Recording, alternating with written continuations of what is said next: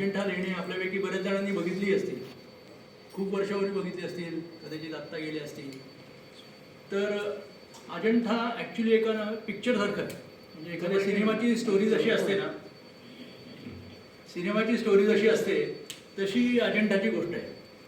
म्हणजे अजिंठाच्या लेण्या या त्याचा उगम झाला, त्या लेण्यांवरती काम झालं भरपूर. मग मधली काही शतकं त्याच्यात काहीच झालं नाही. पुन्हा त्याच्यावर जोरदार काम झालं. त्याच्यानंतर इतकं मोठं काम झालेलं अजिंठा लेण्या, इतक्या प्रसिद्ध अजिंठा लेण्या त्याच्यानंतर एकदम विस्मृतीत गेल्या. 1000 वर्ष विस्मृतीत गेल्या. त्याच्यानंतर त्याचा अचानक शोध लागला आणि शोध लागल्या क्षणी त्या जगात खूप प्रसिद्ध झाल्या आणि अजूनही त्या प्रसिद्ध आहेत. अशा प्रकारचं जे स्ट्रक्चर आहे ते जगात कुठेही नाही. म्हणजे जगात लेण्या आहेत, जगात चित्र आहेत, पण एकत्र असं आणि एखाद्या धर्माच्या तत्वज्ञानाला वाहिलेलं असं ठिकाण कुठेही नाही. तर हे आता इथनं जे आपल्याला आता जे अजिंठाचं चित्र दिसतंय हे वरती एक व्ह्यू पॉईंट म्हणून तिथनं दिसतंय. खाली जी नदी आहे त्याला वाघूर नदी म्हणून म्हणतात. आता तिथं कदाचित भरपूर वाघ होते पूर्वी, त्या वाघामुळं कदाचित नदीला वाघूर नाव पडलं असेल. पण या वाघूर नदीमुळं झालेली जी दरी आहे आणि त्याच्यामध्ये या लेणी आहेत. जनरली लेणी या सगळ्या व्यापारी मार्गाच्या जवळ असतात, गावापासून थोड्या लांब असतात, पाण्याची सोय असलेल्या ठिकाणी असतात. अशा ठिकाणी या लेण्या आहेत. या 30च्या वर लेण्या आहेत. पण आत्ता आपल्याला 1 ते 26 लेण्या बघता येतात. यातल्या खूप लेण्या अर्धवट पण आहेत. पण ज्या काही लेण्या आहेत त्यातली शिल्पकला आणि चित्रकला थक्क करणारी. आज आपण तोच अजिंठाचा प्रवास आता आपण बघणार. अजिंठाला जायचं कसं तर सगळ्यांना माहिती औरंगाबादवरनं जाता येतं. पण खरं तर जळगाववरनं अजिंठा जास्त जवळ आहे. पण औरंगाबादवरनं सोयीचं आहे. औरंगाबादवरनं जवळ 2-2.5 तास लागतात. जळगाववरनं कमी वेळ लागतो आपल्याला. 100 किलोमीटर आहे जवळजवळ याच्यापासून, औरंगाबादपासून. तिथं व्ह्यू पॉईंट आहे, तसाच एक खाली पण व्ह्यू पॉईंट आहे. तिथनं घेतलेला हा फोटो आहे. म्हणजे अजिंठाच्या लेण्यांचा फोटो हा तिथं आहे. आणि अजिंठाचं अजून एक अट्रॅक्शन म्हणजे ती वाघूर नदी आहे, ती ज्या लेण्या सांगतात हॉर्सशूच्या टाईप तो सगळं डिझाईन आहे. त्याच्या पलीकडं एक धबधबा आहे, तो 7 टप्प्यांमध्ये खाली पडतो आणि खाली तळं खूप होतं. या धबधब्याच्या वरच्या बाजूला जाता येतं. तिथं लेणापूर म्हणून गाव आहे. म्हणजे लेण्यांवरनंच ते नाव पडले त्याला, लेणापूर असं. वरनंही बघता येतं. पावसाळ्यात अतिशय सुंदर दृश्य असतं. हा धबधबा बघणं, ती नदी बघणं आणि त्याच्यावरनं त्या लेण्या बघणं.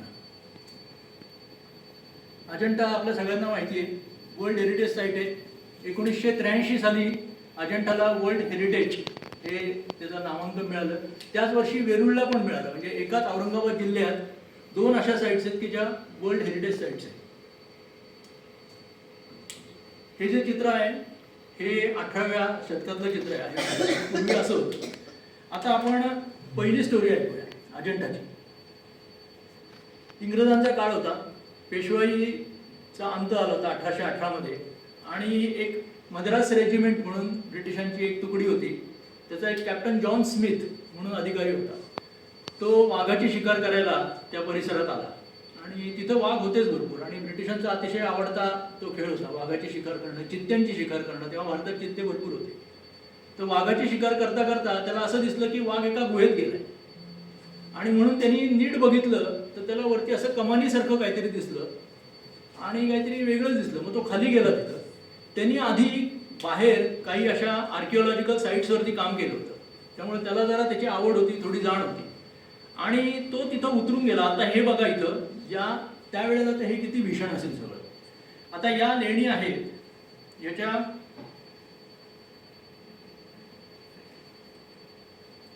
समोरच्या बाजूचा जो डोंगर आहे ना इथं, तिथं वरती तो व्ह्यू पॉईंट आहे. इकडं समोरच्या बाजूला तो व्ह्यू पॉईंट आहे आणि तिथनं तो खाली उतरून गेला. आणि तो जो जिथं गेला ती होती ही 10 नंबरची केव. अजिंठामधली 10 नंबरची केव आहे हे त्यांनी बघितलं. आणि तिथं तो आत गेल्यावर तिथं तर त्याला काही वाघ दिसला नाही, पण त्याला आत गेल्यावर भरपूर भित्तीचित्र दिसली, चैत्य दिसला, खूप नक्षीकाम केलेले खांब दिसले आणि तो चकित झाला. आणि त्याच्या लक्षात आलं की हे काहीतरी जगावेगळं आहे. आणि त्यांनी तिथं तो तसाच तिथं थांबून राहिला, आजूबाजूला बघितलं आणि त्याला दिसलं की अशा अनेक लेण्या इथं आहेत.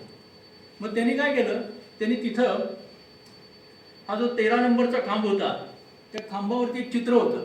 त्या चित्रावरती त्यांनी एक सही केली स्वतःची की मी येऊन गेलो म्हणून. आता ही सही तुम्हाला इथं दिसते का? इथं बघा जॉन स्मिथ असं दिसते. ती खूप खराब आहे आणि पुढे इथे कॅव्हलरी म्हणून शब्द दिसेल. मग मद्रास कॅलेंडर, आणि खाली त्याची तारीख आहे 28 एप्रिल 1819. या तारखेला जॉन स्मिथ इथे येऊन गेला आणि मग ही बातमी त्यांनी सगळीकडे सांगितली. त्याच्यानंतर काही 1-2 वर्ष अशी शांततेत गेली आणि मग सर अलेक्झांडर होते आर्किओलॉजिस्ट, ते इथं आले आणि त्यांनी सगळी नीट पुन्हा पाहणी केली आणि त्यांनी त्याच्यावरती युरोपियन सोसायटीमध्ये, आर्किओलॉजिस्ट सोसायटीमध्ये एक रिसर्च पेपर लिहिला 1829 मध्ये. आणि हा पेपर लिहिल्यावर खरोखर युरोपमध्ये खळबळ उडाली, कारण तोपर्यंत आर्किओलॉजिकल साईट्स म्हणजे फक्त इजिप्त किंवा ग्रीक एवढंच माहिती होतं. भारतात असं काय असेल असं कोणालाच वाटत नव्हतं. मग ह्याच्यावरती काम करायला सुरुवात झाली, लोक यायला सुरुवात झाली. मग त्याच्यावरती ती जी काही चित्र होती ना, ती चित्रांची नासधूस पण त्याच वेळेला सुरू झाली. म्हणजे तो जो रखवालदार होता तो कोणतरी भेटायला आला, समजा इंग्रज अधिकारी, तो सोव्हिनियर म्हणून एखादं असं ते खरवडून चित्र द्यायचं त्यांना आणि त्या चित्राचे एवढे ढगपे काढून त्यांना द्यायचा, हे सोव्हिनियर. अशा ह्याच्यात चित्रांचा भरपूर नाश झाला. मग 1844 साली लक्षात आलं की हे असं केलं तर ही साईट लगेचच संपून जाईल.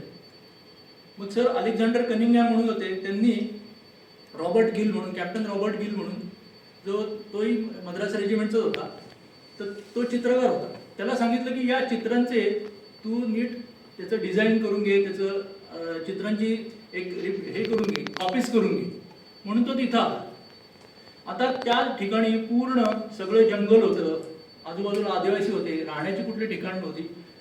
रॉबर्ट गिल तिथं 20 वर्ष राहिला आणि 20 वर्षात त्यांनी जवळजवळ 87 चित्र काढली. आता तुम्ही बघा, त्या लेण्यांच्या आतमध्ये अंधार असायचा, ते सगळी नैसर्गिक चित्रात केलेली, रंगात केलेली चित्र होती. ती चित्र त्यांनी सगळी उतरवली. मग तिथं त्याची आणि एक पारो म्हणून आदिवासी मुलगी होती, तिने त्याला खूप मदत केली. त्यांची लव्ह स्टोरी खूप फेमस आहे बघा. त्याच्यावरती 2012 साली अजिंठा म्हणून पिक्चर याला नादो मानरूंनी त्याच्यावरती एक त्यांची साहित्यकृती पण आहे. तर त्या पारोची समाधी, ती पारो 23 मे मध्ये 1856ला पारोचं निधन झालं. यांनी तिची समाधी अजिंठा गावात त्यांनी बांधली. तर तो तिथं होता. त्या चित्रांचं प्रदर्शन मग त्यांनी लंडनमध्ये सेडेनहॅम गॅलरी म्हणून आहे क्रिस्टल पॅलेसची, तिथं त्यांनी त्याचं प्रदर्शन भरवलं. त्या प्रदर्शनाला 87 चित्र तिथं त्यांनी लावली होती. त्या प्रदर्शनाला आग लागली आणि 87 मधली फक्त 5 चित्र वाचली, बाकी सगळी चित्र जळून गेली. मग पुन्हा पुढची काही वर्ष गेली आणि मग परत एकदा त्याचं पुन्हा याची चित्रांच्या कॉपीज काढायचं असं ठरवलं गेलं. मग जे स्कूल ऑफ आर्ट्स आहे त्याचे एक ग्रिफिथ म्हणून प्रोफेसर होते, ते नंतर प्रिन्सिपल झाले. त्यांनी त्यांच्या विद्यार्थ्यांबरोबर ते सगळं शिवधनुष्य उचलायचं ठरवलं. 13 वर्ष त्यांनी काम केलं विद्यार्थ्यांबरोबर तिथं आणि जवळजवळ 300च्या वर चित्र काढली. पुन्हा एकदा ती चित्र ब्रिटनला गेली, त्यातली जवळ 100-125 चित्र, आणि त्याचं प्रदर्शन लागलं, कारण प्रचंड उत्सुकता होती युरोपमध्ये. आणि दुर्दैवाचा भाग म्हणजे परत एकदा प्रदर्शनाला आग लागली आणि त्यातली हार्डली 20-25 चित्र वाचली. फक्त यावेळेला त्यांनी त्याचे फोटो काढून ठेवले होते, त्यामुळे ते थोडंफार तरी वाचलं. पण त्याच्यामुळं आता अजंठा जागतिक पटलावर आलं होतं, लोक ये जा करत होते.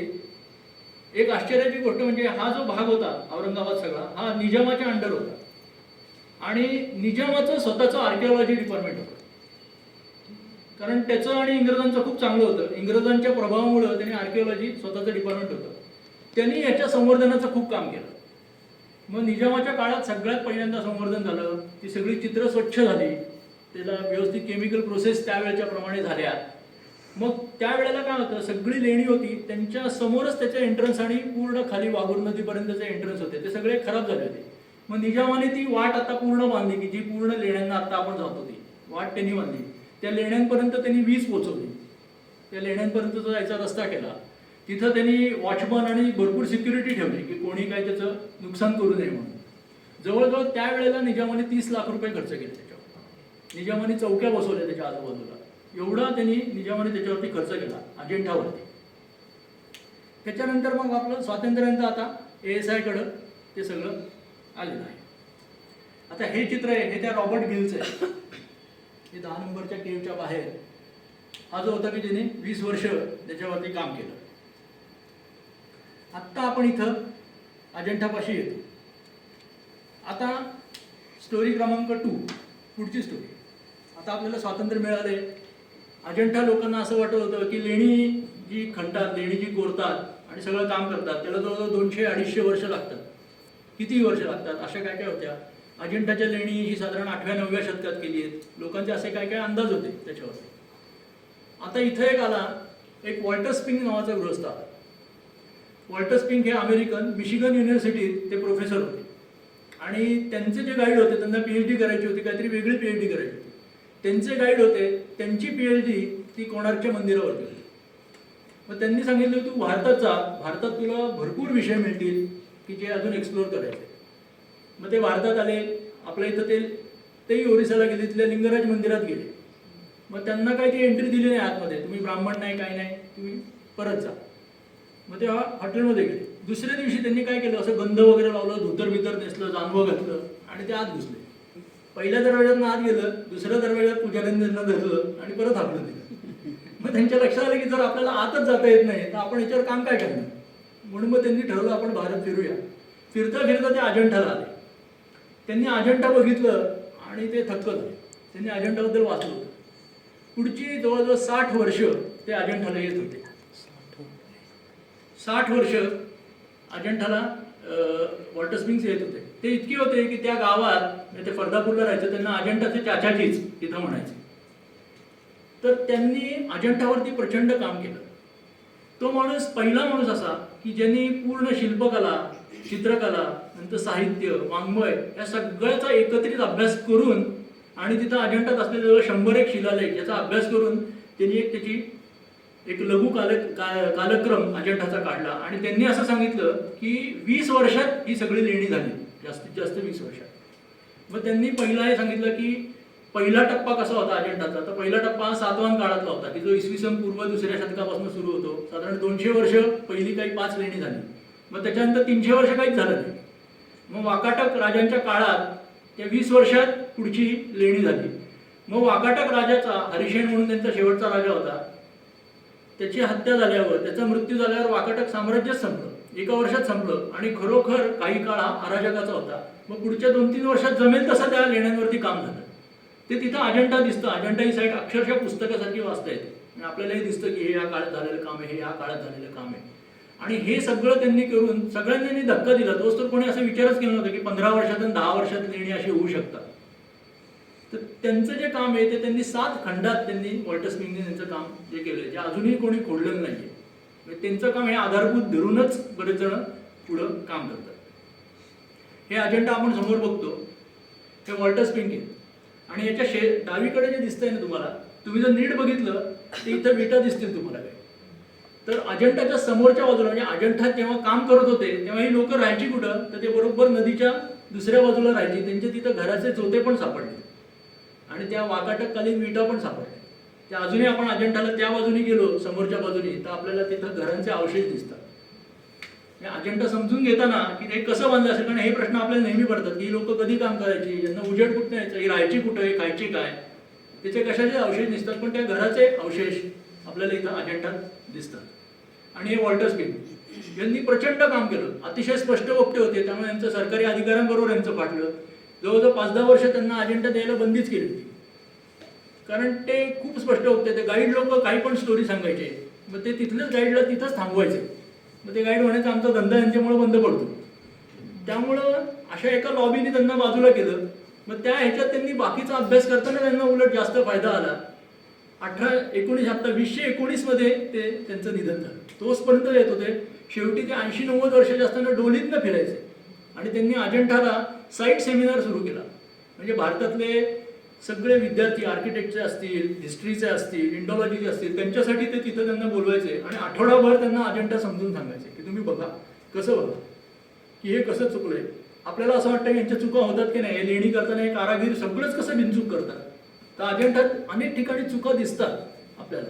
काही ठिकाणी अंदाज चुकलेत म्हणून त्या दगडाला भोकं पण पडली, इकडच्या लेणीचं काम तिकडं पण गेलं, हे करता करता अरे एकदम भोक पडले. काही ठिकाणी आपल्याला तिरक्या भिंती पण दिसतात. हे सगळं जाणवतं, पण कधी आपण जेव्हा बारकाईने बघतो. हे त्यांनी 60 वर्ष केलं. ते प्रत्येक गोष्ट बघत बघत गेले आणि त्यातनं अजिंठा हे पूर्ण समजत गेलं लोकांना. अजिंठामध्ये जवळजवळ 100च्या वर शिलालेख आहेत. हा सगळ्यात सोपा शिलालेख मी इथं दाखवतो तुम्हाला. एक जेम्स प्रिन्सेप म्हणून होता, तोही ब्रिटिश होता. त्यांनी ही ब्राह्मी लिपी त्यांनी उलगडून काढली आणि ब्राह्मी लिपी आणि भाषा प्राकृत आहे. तर त्याला असे अनेक ठिकाणी ही लिपी होती, अनेक ठिकाणी असे शिलालेख होते, पण ती कोणालाच वाचता येत नव्हती ब्राह्मी लिपी. त्याला कसा फायदा आला की जेव्हा अलेक्झांडर परत गेला इसवी सन पूर्व 3रं शतक, तेव्हा त्याच्याबरोबरचे काही सरदार होते ते वायव्य भारतात तसेच राहिले आणि त्यांनी तिथं त्यांची स्वतःची छोटी राज्य केली. मग त्यांनी तिथं स्वतःची नाणी काढली. ते ग्रीक लोक होते, त्यामुळे त्यांच्या नाण्यांमध्ये एका बाजूला ग्रीकमध्ये लिहिलेलं असायचं त्यांचं नाव आणि मागच्या बाजूला ब्राह्मीत लिहिलेलं असायचं. मग ग्रीक भाषा वाचता येत होती. मग त्याच्यावरनं त्यांनी ब्राह्मी डेसिफर केली पूर्ण की ही कशी असेल ते, आणि मग ब्राह्मी वाचता यायला लागली. ब्राह्मी वाचता यायला लागली लोकांना भारताचा इतिहास कळायला लागला. दिवस तर भारताचा इतिहासच कळत नव्हता की किती मागं झालेला असा. नुसतं सम्राट अशोक आहे हे ऐकून माहिती होतं, पण लोकांना तो काल्पनिक वाटत होता.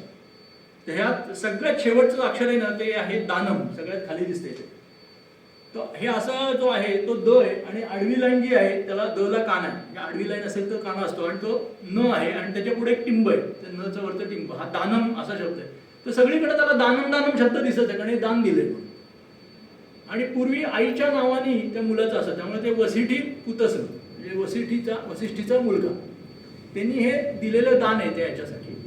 तर हा असे अनेक शिलालेख तिथं आहेत. त्या शिलालेखांवरनं त्यांनी त्याचे अर्थ लावले. एक जस्ट एक तुम्हाला सॅम्पल म्हणून हा शिलालेख तिथं सांगितला. आता ब्राह्मी ही लिपी आहे. ब्राह्मी लिपीवरनंच आपली देवनागरी लिपी आली. म्हणजे देवनागरी लिपीतले सगळी अक्षरं ही ब्राह्मीवरनंच बदलत आली. आपण म्हणतो ना एखादा मुलगा ढ आहे, आपण म्हणतो एखाद्या मठ्ठ मुलाला ढ म्हणतो.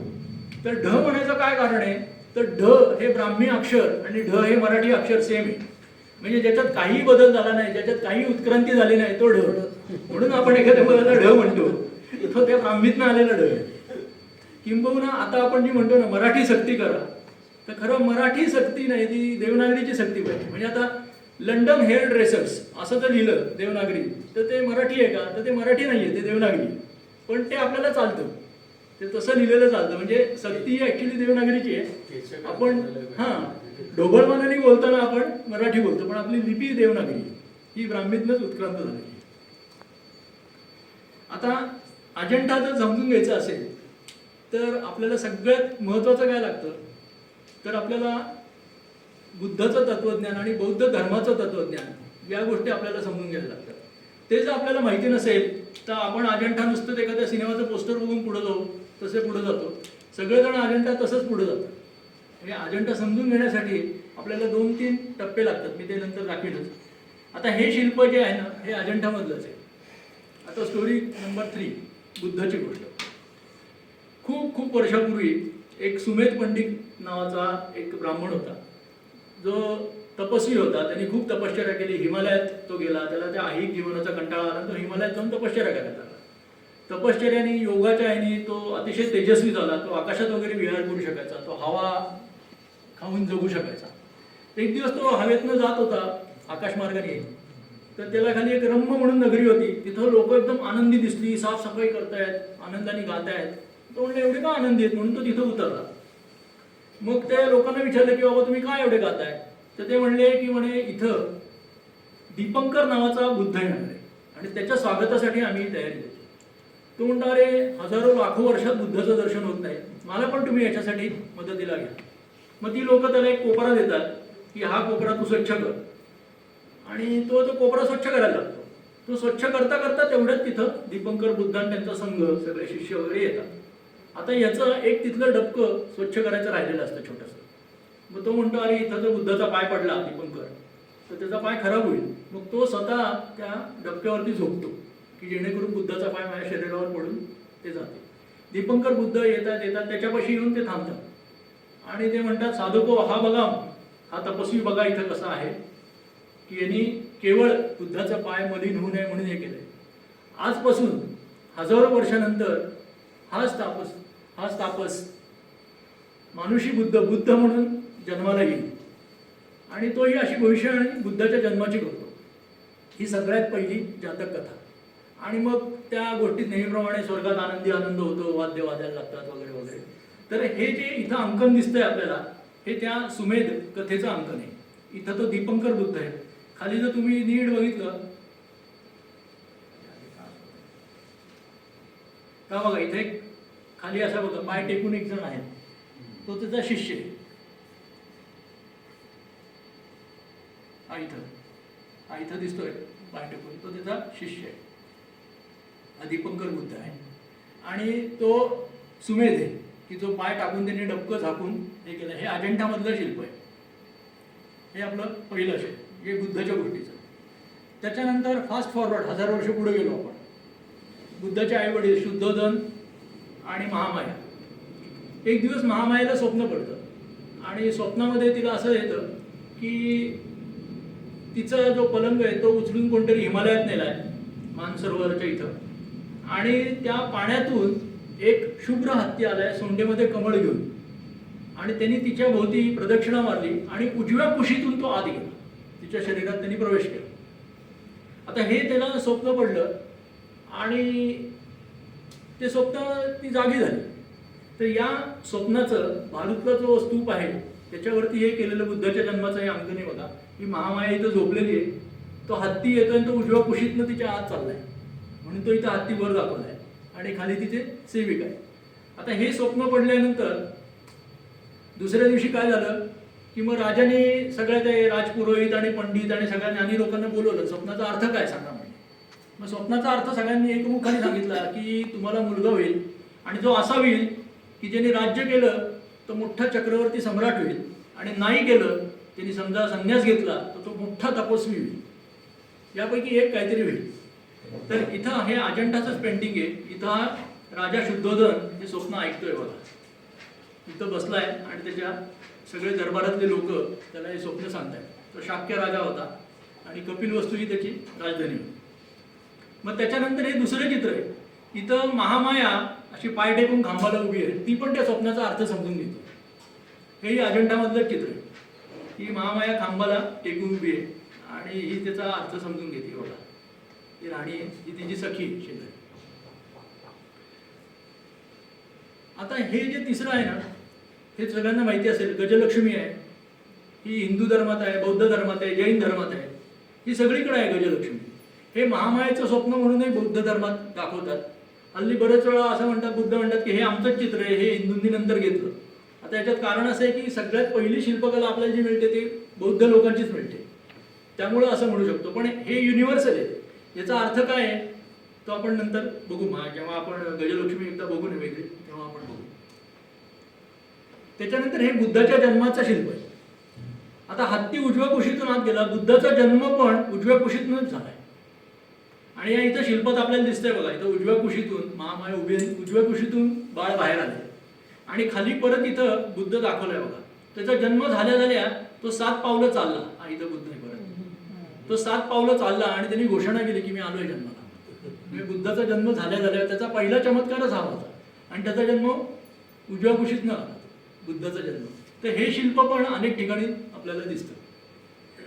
ही गांधार आर्ट आहे, त्यामुळे याच्यावर थोडी ग्रीक छाप आहे. हे सगळे कपडे बघा, चेहऱ्याची ठेवण बघा.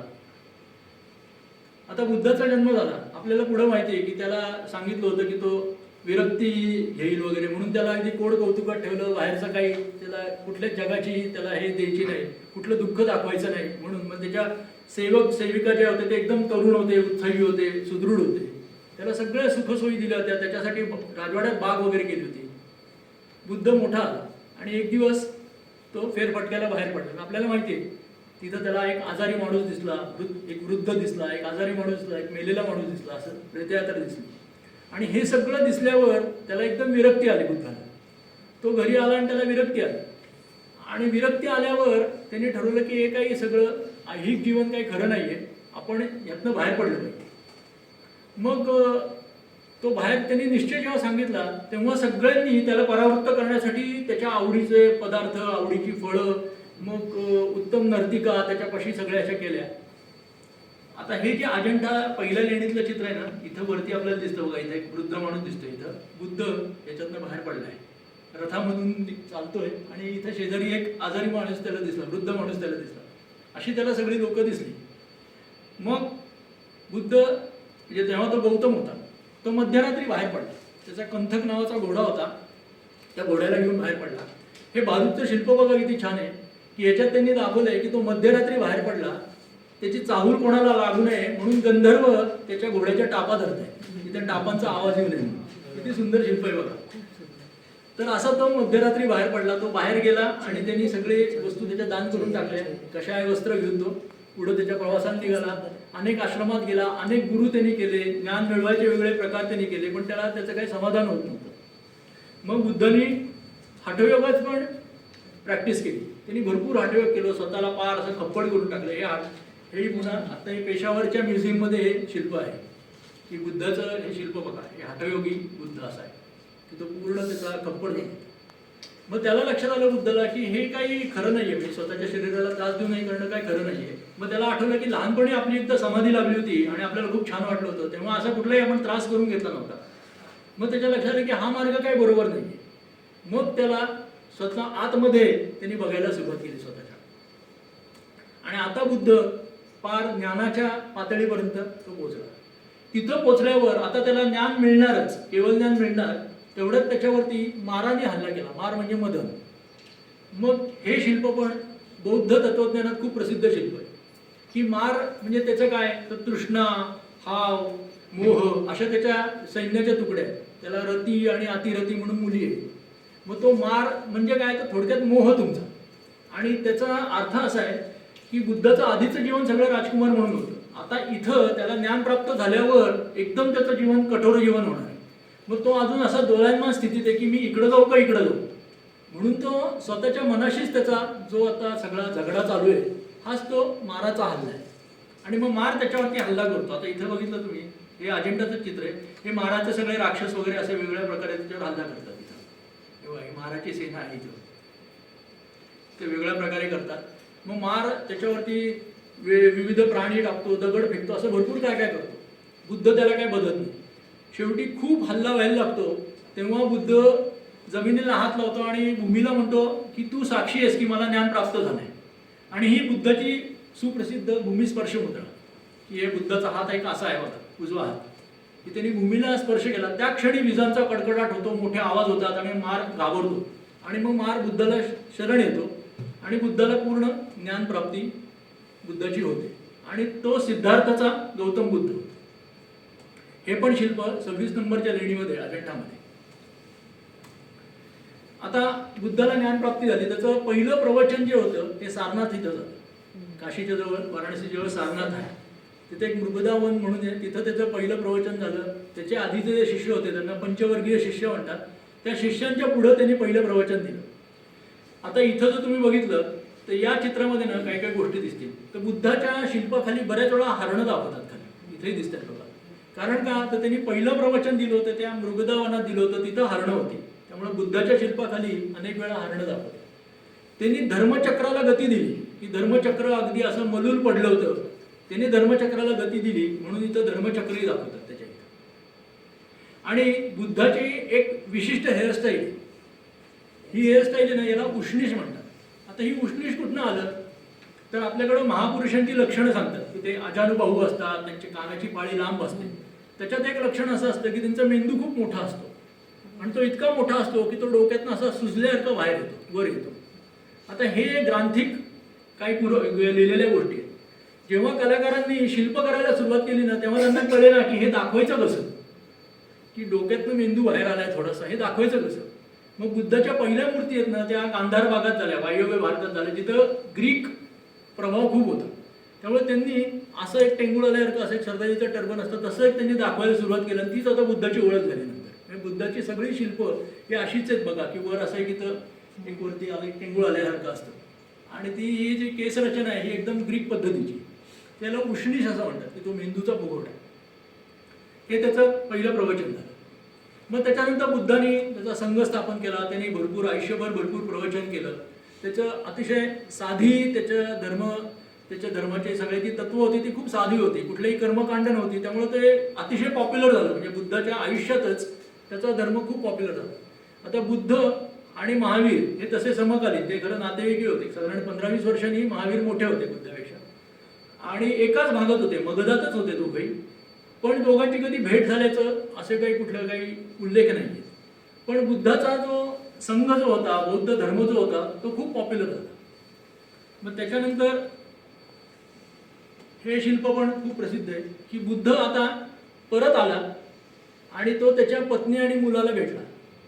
तर तो जेव्हा बाहेर पडला तेव्हा त्याच्या मुलाचा जस्ट जन्म आला. त्याच्या मुलाचं नाव राहुल, बायकोचं नाव यशोधरा. मग तो त्यांना भेटला तर यशोधराने त्याला विचारलं की तू माझ्या मुलासाठी काय आणलेस. मग तो त्याचं भिक्षापात्र राहुलला देतो. आता ही जी कला आहे ना, ही आपली भारतीय कला जी आहे, आता नेहमी म्हणतात की ग्रीक आपण कला किंवा युरोपियन कला आपण म्हणतो ना, ती तंतोतंत चित्र काढतात की शरीराचे मसल्स दिसतात, चेहरा प्रमाणबद्ध असतो, शरीर असतं. आपल्याकडं तसं नसतं. त्याचं मुख्य कारण काय आहे की आपल्याकडं ही कला ही नेहमी उपयोजित आहे, म्हणजे धर्मासाठी कला आहे, कलेसाठी कला नाही. आपल्याकडं असंच एक आला चित्र काढत बसलाय, शिल्पकार आला आणि काहीतरी शिल्प केलीत त्यांनी, असं कधीच झालं नाही. ती कायम धर्माच्या अंगाने आपल्याकडे चित्रकला शिल्पकला बहरली. त्यामुळे या इथं आता हे जर चित्र बघितलं तर तुम्ही प्रपोर्शन बघा, बुद्ध केवढा आणि यशोधरा केवढे. खरं असे असतील का, पण विषय मुख्य जो आहे, महत्त्व कोणाला द्यायचं तर बुद्धाला द्यायचं. म्हणून बुद्धाचं शिल्प इथं मोठं आहे आणि बाकीचे छोटे दाखवले. इथं बुद्धाच्या चेहऱ्यावर इतकी करुणा दिसते. मी आता एवढा दगड खराब झालाय तरी हे चित्र बघताना आपण तिथं थबकतो आणि बुद्धाच्या चेहऱ्याकडे बघतो आणि तो राहुलला मग नंतर संघात येईल. आता हे टिपिकल एक बुद्धाचं चित्र आहे. इथं आपल्याला काय काय दिसतं बघा. बुद्ध आहे, ही जी मुद्रा आहे याला व्याख्यान मुद्रा म्हणतात, की त्यांनी जे प्रवचन दिलं त्याची ही मुद्रा आहे. तो सिंहासनावर बसलाय, कारण तो धर्मचक्रवर्ती म्हणून तो सिंहासनावर बसलाय.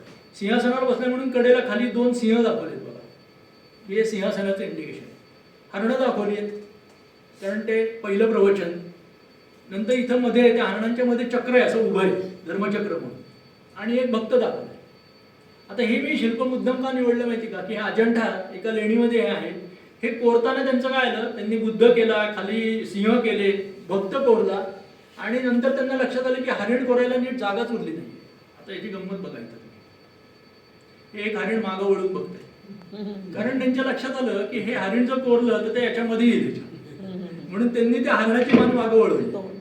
या इथं मुद्दाम ते का हरणाचीच, जनरली ती हरणं एकमेकांकडे असतात, पण या ठिकाणी ते करत गेले आणि त्यांच्या लक्षात आले यार आपलं चुकलंय, म्हणून मुद्दाम ही मूर्ती घेतली.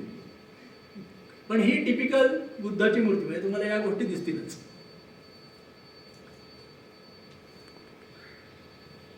आता त्याच्यानंतर मग बुद्धाचे चमत्कार. आता हा एक चमत्कार बुद्धाचा खूप प्रसिद्ध. एक संकिस्सा म्हणून गाव होतं, तिथं मग बुद्धाला लक्षात आलं की आपण हे जे ज्ञान मिळवलंय हे आपल्या आईला आपण दिलं पाहिजे. आता त्या आई तर त्याच्या जन्माच्या 7व्या दिवशीच गेली. त्याची मावशी जी होती गौतमी, तिने त्याचा सांभाळ केला म्हणून तर त्याचं नाव गौतम पडलं. मग बुद्ध त्या तुषित स्वर्गात गेला जिथं त्याची आई होती महामाया. तिला त्यांनी सगळं ज्ञान दिलं आणि मग तो तिथनं खाली आला. 2-3 महिने राहून तो खाली आला. तर खाली येताना त्याला सोडायला शुक्र आणि इंद्र त्याच्या बरोबरीने आले आणि ग्रंथात असं लिहिलंय की लोकांनी शिड्या खाली येताना बघितल्या. स्वर्गातनं खाली जिने आले आणि त्या जिन्यातनं ते 3 जिने आले आणि ते 3 खाली आले. म्हणून हे सांचीच्या स्तूपावरच्या तोरणावरचं हे डिपिक्शन आहे बघा. आता बुद्धांनी तर सांगितलं होतं त्याच्या मूर्ती काही स्वतःच्या बनवायच्या नाही. त्यामुळे मग बुद्धाची पूजा कशी करायची, तर स्तूप आहे, रिकामं सिंहासन आहे, बोधिवृक्ष आहे, त्याच्या पादुका आहेत, अशा स्वरूपात करायच्या. इथं बघा, इथं तुम्हाला एक शिडी दिसते, लोक नमस्कार करतात, वर आणि खाली बोधिवृक्ष आहे की तो वरून खाली आलाय स्वर्गात. हा त्याचा एक चमत्काराचा एक हे आहे. दुसरा चमत्कार त्यांनी वैशाली या एका शहरात केला की तिथं एक तलाव होता, मरकट हृदय म्हणून, हृदय म्हणजेच तलाव. तर तिथं माकडांनी बुद्धाला मध अर्पण केलं आणि हा त्याचा चमत्कार होता. आणि त्याच्यामुळं लोकांनी बुद्धाला एकदम मानायला सुरुवात केली. ती अतिशय खोडकर आणि जंगली माकडं अशी होती, पण बुद्ध तिथं गेल्यावर माकडं स्वतः मध काढून त्यांनी बुद्धाला अर्पण केलं. इथे बघा, माकडं मध काढून आली आहेत पण बुद्ध नाही काढलेला आहे, तर बोधिवृक्ष काढलाय. बोधिवृक्ष म्हणजे बुद्ध. आता ही शिल्प आहेत ना, ही शिल्प जवळजवळ 2000 वर्षापूर्वीची आहेत. ही पूर्ण जमिनीखाली गाडली गेली होती. ही उत्खननात सांचीचं सगळं तोरण मिळाले, सातवाहन काळातले, म्हणजे इसवी सन पूर्व 1ल्या शतक वगैरे. त्याच्यानंतर पुढचा त्याचा एक चमत्कार होता बुद्धाचा, तो म्हणजे राजगीर नावाचं गाव होतं. तर बुद्धाचा एक चुलत भाऊ होता देवदत्त, त्याला संघाचा प्रमुख व्हायचं होतं. पण ते बुद्धांनी सांगितलं की असं काही वारसदार वगैरे प्रकरण इथं नाहीये, संघात आपोआप कोण होईल ते होईलच. तर त्यांनी काय केलं, त्यांनी तिथं प्रसेनजित म्हणून राजा होता, त्यांनी तिथं बुद्धाच्या अंगावर एक चवतळलेला दारू पाजलेला हत्ती सोडला.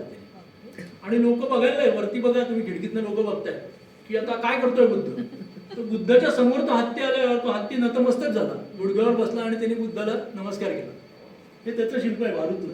इथं डावीकडे तुम्हाला तो हत्ती दिसतोय एकदम मधमस्त, आणि तो उजवीकडे आता तो गुडघ्यावर बसून त्याने बुद्धाला नमन केलं. त्याच्यानंतर मग बुद्ध असा चमत्कार करत त्याचं महापरिनिर्वाण, बुद्धाचं निधन आहे. याचं एक खूप सुंदर शिल्प आहे. इथं बघा, बुद्ध उजव्या कुशीवर झोपला, त्याचंही त्यांनी वर्णन केले. 2 साल वृक्षांच्या मध्ये उजव्या कुशीवरती बुद्ध झोपला आणि त्याचं निधन झालं. इथेही उजव्या कुशीवर दाखवलं. हे पुन्हा गांधार कला आहे, ग्रीक आपल्याला इथं दिसेल बघ, ग्रीक आर्ट, आणि सगळे शिष्य असे ते दाखवले. पण याच्यापेक्षा सुंदर शिल्प परत आपण अजंठाचं बघू. आता हे शिल्प आहे ना, हे नीट बारकाईने बघा, हे प्रचंड मोठं शिल्प आहे. इथेही बुद्ध उजव्या कुशीवर झोपलाय. हे दगडी शिल्प आहे, पण तो उजव्या कुशीवर झोपल्यामुळं खालची उशी दबली गेली, हेही त्यांनी दगडात दाखवलं की ती उशी कशी दबली गेली. वरच्या बाजूला तुम्ही बघितलं तर ते स्वर्गातली मंडळी सगळे आता खुश आहेत, कारण बुद्ध वरती येणार, त्यांच्याकडे स्वर्गात येणार, त्यामुळे ते खुश आहेत. खाली जर बघितलं तर शोकाकुल सगळे भक्त आहेत, आणि त्यांच्या डावीकडे जर बघितलं तर पाठमोरा बुद्ध आहे. म्हणजे आता थोडक्यात बुद्ध अनंताच्या प्रवासाला निघाले, म्हणून तो त्यांनी पाठमोरा दाखवला. म्हणजे कलाकारांची दृष्टी किती छान असते ते बघा. बुद्धाच्या पायाशी जर तुम्ही वरती बघितलं ना, ते एक बुद्धाचीच मूर्ती दिसते.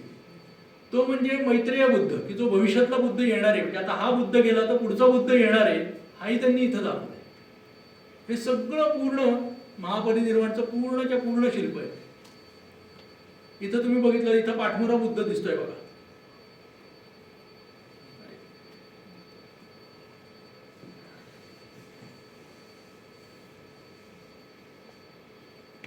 हा बघा, हा जो दिसतोय ना, हा पाठमोरा बुद्ध आहे, की तो बुद्ध अनंताच्या प्रवासाला निघाला आहे. त्याच्यानंतर इथं त्याचा लाडका शिष्य आनंद म्हणून आहे, तो असा शोकाकुल त्याच्या शेजारी दाखवलाय की त्याला किती दुःख झालंय ते. हे पूर्णच्या पूर्ण अजंठाच्या 26 नंबरमध्ये आपल्याला पूर्ण बुद्धाचं इथं शिल्प दिसतं. आता हे जर तुम्हाला माहिती नसेल ना काही, तर लोक येतात, बघतात, बघत बघत निघून जातात. तोच तो शिल्पाचा अर्थ कळत नाही, तोच तो तुम्हाला कळत नाही. इथं बघा, तो मैत्रेय बुद्ध उभा आहे. इथं तो मैत्रेय बुद्ध त्याच्या पायाशी उभा आहे, आणि पलीकडे ते साल वृक्ष आहे. त्याच्यानंतर मग हे बुद्धाचे अंतिम संस्कार जे केले, त्याचं दहन केलं बुद्धाचं, आणि चंदनाची चिता रचून वगैरे वगैरे त्याचं दहन केलं. मग त्याचे 8 स्तूप वगैरे केले. मग त्याच्यानंतर बुद्धाचे पूजा लोक स्तूप रूपात करायला लागले. त्याच्यानंतर मग बुद्ध आता गेला, बुद्धाची शिकवणी आली. मग बुद्धाची शिकवणी सुरुवातीला अशी होती की माझी कुठली पूजा करायची नाही, काही करायचं नाही, फक्त स्तूप उभे करा. ते जे काय बुद्धाचे शिष्य होते. त्याच्यानंतर मग भारतामध्ये ना, तेव्हा यज्ञकांड वगैरे, कर्मकांड वगैरे प्रकार खूप वाढलेला होता, त्यामुळे बुद्धाच्या धर्माला सगळ्याला खूप चालना मिळाली. पण नंतर भारतामध्ये ना भक्तिमार्ग हा खूप वाढला, आणि भक्तिमार्गामध्ये तुम्हाला मध्यस्थाची गरज नसते. तुम्ही देवासमोर जाता, तुम्हाला कर्मकांडाची गरज नाही, तुम्हाला खर्चाची गरज नाही, काहीच गरज नाही. त्यामुळे भक्तिमार्ग खूप मोठा झाला. मग बाकीचे धर्म त्याप्रमाणे बदलले. मग बुद्धाचा धर्मही त्याप्रमाणे बदलला, आणि मग बुद्धाच्या बौद्ध लोकांना काहीतरी प्रतीकांची गरज, मूर्तींची गरज वाटायला लागली. आणि मग त्याच्यामध्ये त्यांच्यामध्ये फाटाफूट झाली. तर जुनी लोक जे होती की जे फक्त स्तूप आणि याची पूजा करायची, त्यांना ते हीनयान, कारण ते कमी ऊर्जा, ते हीन म्हणून, किंवा आपल्याकडे थेरडा म्हणून शब्द आहे बघा, म्हाताऱ्याला म्हणतात, तर तो थेरवाद, थेर या शब्दावरून आलाय, तो त्यांचा आला. आणि जे जास्त मेजॉरिटी वाले ते महायान वाले, की ते बुद्धाच्या मूर्ती करायला लागले, बुद्धाची पूजा करायला लागले. अशा वेगळ्या प्रकारचे महायान लोक आले. मग त्यांनी बुद्धाचे वेगळे बुद्ध त्यांनी कल्पने, मग 7 बुद्ध होते, मानुषी बुद्ध, आणि आता येणारा तो 8वा बुद्ध मैत्रेय बुद्ध वगैरे, हे त्यांनी केल्या. बोधिसत्वाची त्यांनी कल्पना एक केली, कारण बुद्ध स्वतः काही करत नाही. मग हीनवादात असं काय की एक बोधिसत्व होता, तो एक एक एक एक जन्म घेत, आपल्याला बोधिसत्वानी माहिती आहे, जातक कथा, एक एक जन्म घेत शेवटी त्यांनी बुद्धाचा जन्म घेतला. महायानात अनेक बोधिसत्व होते की जे लोकांना त्यांचं पुण्य वाटतं, त्यामुळे जास्तीत जास्त सोपं आहे ना, की दान करायला जास्त चांगलं, की ते म्हणतात की मी दान करा, हे सगळ्यात चांगलं आहे. त्यामुळे व्यापाऱ्यांकडनं दान मिळणं सोपं होत गेलं, महायान सोपं होत गेला. हे अजंठातलंच पेंटिंग आहे. इथं 7 बुद्ध दिसत आहेत, आणि यातली गंमत बघा, शेवटचा जो बुद्ध आहे ना, हे इथं 7 बुद्ध दिसत आहेत. शेवटचा बुद्ध बघा, तो मैत्रेय, त्याच्या अंगावर दागिने, कारण तो आता राजकुमारासारखा स्वर्गात राहतोय, त्यामुळे त्याच्या अंगावर दागिने वगैरे सगळे. बाकीचे बुद्ध सगळे विरक्त आहेत. हा अजून यायचा आहे. हे अजंठातलं पेंटिंग आहे, हा येणारा बुद्ध आहे. हे रंग बघा अजून टिकले का. त्याच्यानंतर मग हे अजंठातलंच आहे की मग काही यांनी स्तूप होते, काही ठिकाणी पूजा होत्या, म्हणून मग त्यांनी समन्वय काढला की मागं स्तूप आणि पुढं मूर्ती. दोन्ही आपण करून दोन्ही हिनयन महायान दोघांना एकत्र करून आपण त्यांची पूजा करता येईल का. आता वरती जर तुम्ही बघितलं ना, या दगडी तुळया दिसतात, तर सगळ्यात सुरुवातीला लाकडी स्थापत्य होतं, म्हणजे लाकडी याला तुळया वगैरे लागायच्या. मग लोकांना त्याची सवय होती, मग त्याचं रिप्लिकेशन करून लेणी करताना दगडामध्येही त्यांनी तुळया केल्या. खरं या तुळयांचा उपयोग काही नाही, पण त्या लोकांना तेच डेकोरेशन तसंच वाटावं, लाकडासारखं वाटावं म्हणून दगडी तुळया ह्या अनेक ठिकाणी केल्या. इव्हन ते खांबही असतात, त्याचा काही ऍक्च्युली उपयोग स्ट्रक्चरच्या दृष्टीने काही नसतो. हे असंच वेरूळच्या ह्याच्यात पण आपण बघितलं ना. हो, वेरूळमध्ये हा अवलोकितेश्वर हा आला की हा सगळ्यांना करतो. याच्या मुकुटात जर तुम्ही बघितलं ना, तर एक बुद्धाची छोटी मूर्ती दिसते. या बुद्धाचं नाव काय माहिती का? या बुद्धाचं नाव आहे अमिताभ. हा अमिताभ बुद्ध, की जो ध्यानी बुद्ध आहे, तो स्वतः काही करत नाही, त्याचा हा सेवक अवलोकितेश्वर म्हणून त्याच्या मुकुटात तो अमिताभ बुद्ध असतो. मग लेणी एक एक एक एक लेणी करायला लागली. मग लेणी कोणाच्या आश्रयाने होणार? आता इथं वर्षावासात ते 4 महिने राहायचे, मग लेण्यांना दान कोणतरी दिलं पाहिजे. मग दान देण्यासाठी आयदर राजाश्रय किंवा मग सामान्य लोकांनी दिलं पाहिजे. मग व्यापारी श्रीमंत होते. मग बौद्ध जे सगळं साहित्य निर्माण झालं त्यात त्यांनी असं लिहिलं की एक सद्धर्म पुंडरीक म्हणून ग्रंथ होता, त्यात त्याने असं लिहिलं की अवलोकितेश्वर आहे तो खास करून व्यापाऱ्यांना मदत करतो. आणि व्यापाऱ्यांना भीती काय असते ती सगळी त्यांनी अष्टभय त्राण अवलोकितेश्वर असं त्यांनी नाव काढलं. बाबा जंगली हत्ती आहे, सिंह आहे, दरोडेखोरे, दुसऱ्या राजांनी पकडलं जेलमध्ये टाकलं, साप आहे, भूतखेत आहे, अशा 8 किंवा जहाज फुटणं आहे, अशा प्रकारचे जे काही तुम्हाला भीती आहे ना, त्याच्यातनं अवलोकितेश्वर तुम्हाला बाहेर पडतो. मग त्यामुळे व्यापारी आणखीन दान द्यायला लागले. मग ही मूर्ती तुम्हाला अनेक ठिकाणी दिसते की इथं मध्ये अवलोकितेश्वर आहे आणि ही इथं 8 भय दाखवली. इकडं आग लागलेली दाखवली, इथं चोर दरोडेखोर दाखवले, इकडं जंगली हत्ती आहे बघा, इकडं साप आहे, नाग आहे, असं वेगवेगळे असे 8 भय दाखवले. आणि मध्ये तुम्ही याची प्रार्थना करा, हा अवलोकितेश्वर आहे, ज्याच्या डाव्या हातात पद्म असतं, कमळ म्हणून पद्मपाणी म्हणतात, हा तुम्हाला मदत करेल. हे केल्यामुळे व्यापारी आणखीन त्यांना दान द्यायला लागले. म्हणजे हा गिव्ह अँड टेक सारखाच हा प्रकार होता की हा अतिशय प्रॅक्टिकल धर्म होता. त्या काळानुसार सगळं बदलत गेला. तसंच हिंदू धर्मात जसे यक्ष होते, यक्ष यक्षी, तसे बौद्ध धर्मात आहे. कुबेर हा सगळ्यांनाच लागतो, पैसा हा सगळीकडे लागतो. त्यामुळे जसा कुबेर होता हिंदू धर्मात तसा इकडे जांबाल म्हणून होता. आणि मग जांबालाची जोडीदार म्हणून एक हरिती म्हणून होता. मग जसा कुबेर लागतो तसा लहान मुलांसाठी एक रक्षक देव लागतो. मग हरितीची गोष्ट आली. ती हरितीची गोष्ट अशी होती की ती हरिती पूर्वी तिला स्वतःला 500 मुलं होती आणि ती त्या राजगृहात जाऊन लहान मुलांना पळवून आणायची आणि खायची.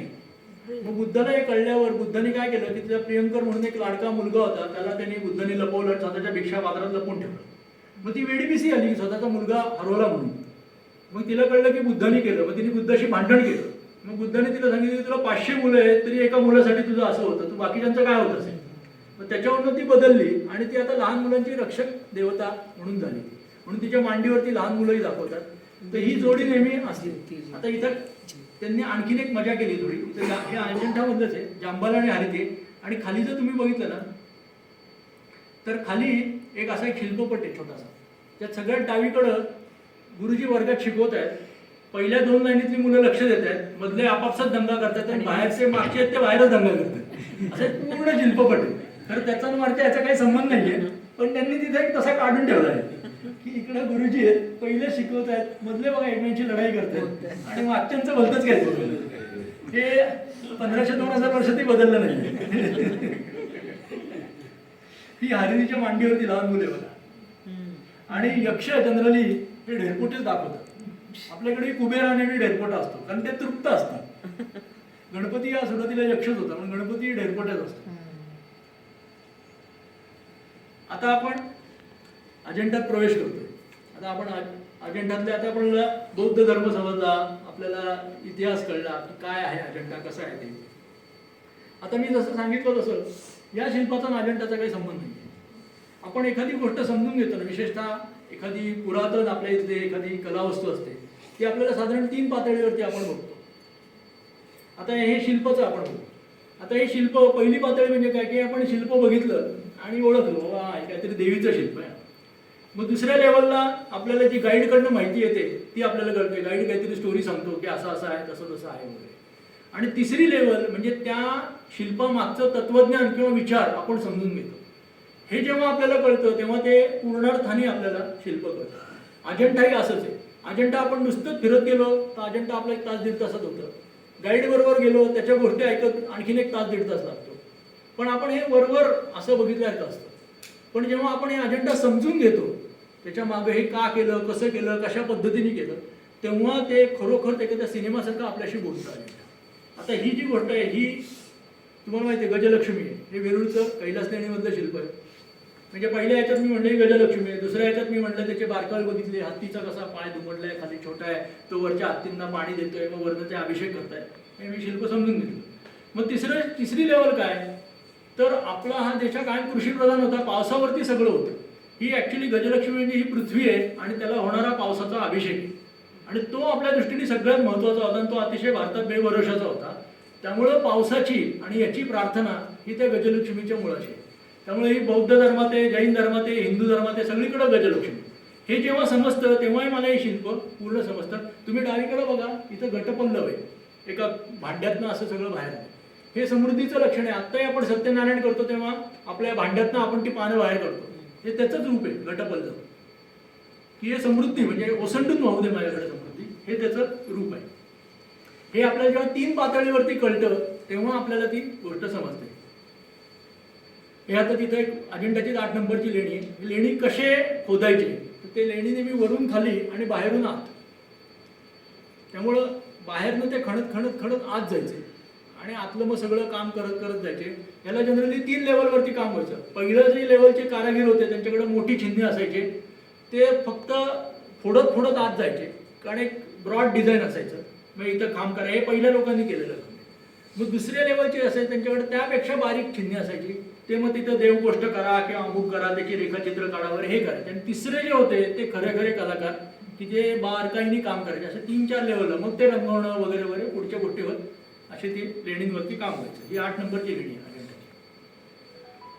आता अजिंठात काम झालं, मी म्हटलं ना तसं, एक सातवाहन काळात झालं आणि एक नंतर वाकाटक काळात झालं. ही इसवी सन पूर्व 2ऱ्या शतकातली लेणी आहे. यांचं वैशिष्ट्य म्हणजे विहारामध्ये कुठे खांब नसायचे, खांब असले तर साधे अष्टकोनी खांब असायचे, बुद्धाची मूर्ती नाही त्यावेळेला. आणि इथं राहण्याची सोय पिंपळपानाच्या नक्षीचं डिझाईन असायचं. आता इथं जर तुम्ही बघितलं ना, हा टॉर्च मारला, ह्या खोलीमध्ये असे दगडी बेड केलेले असायचे आणि काही ठिकाणी त्यांना दगडी उशा पण आहे. इथं ते 4 महिने वर्षावासात राहायचे. काही ठिकाणी याच्यामध्ये असे कप्पे केलेले असायचे, म्हणजे मध्ये असं खणून असं काहीतरी कप्पे किंवा त्यांचं काही साहित्य ठेवायला, तिथे व्यापारी यायचे त्यांचे काही गोष्टी ठेवायला, अशा ठेवायला पण असे दगडी पूर्ण हे त्यांचे असे बेंच असायचे. काही ठिकाणी 1, काही ठिकाणी 2, काही ठिकाणी मोठे असायचे. आणि मग त्या दरवाजाला आतमध्ये एक असा खड्डा असायचा की जिथं काठी लावून ते लाकडाने दरवाजा बंद करायचे, कारण पुन्हा जंगली श्वापदांची भीती असायची, त्याला दरवाजे नसायचे. मग आतनं तो असा बंद केलेला असायचा. अशा पद्धतीत ते विहार असे असायचे. आता ते तिथं त्यांनी पेंटिंग केली. ती पेंटिंग त्यांनी कशी केली, तर भिंती सगळ्या खडबडीत करायचे आणि त्याच्यावर एक लेअर करायचे.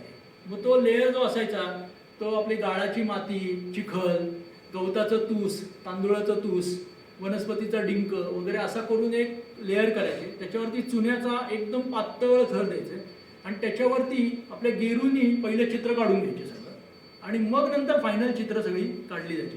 हा इथं तुम्हाला एक लेअर दिसतोय बघा, दगडी भिंत आहे खडबडीत केलेली आणि त्याच्यावरती हा दिसतोय. हा सातवाहन काळात खूप जाड थर असायचा, नंतरच्या काळात तो हा पातळ थर.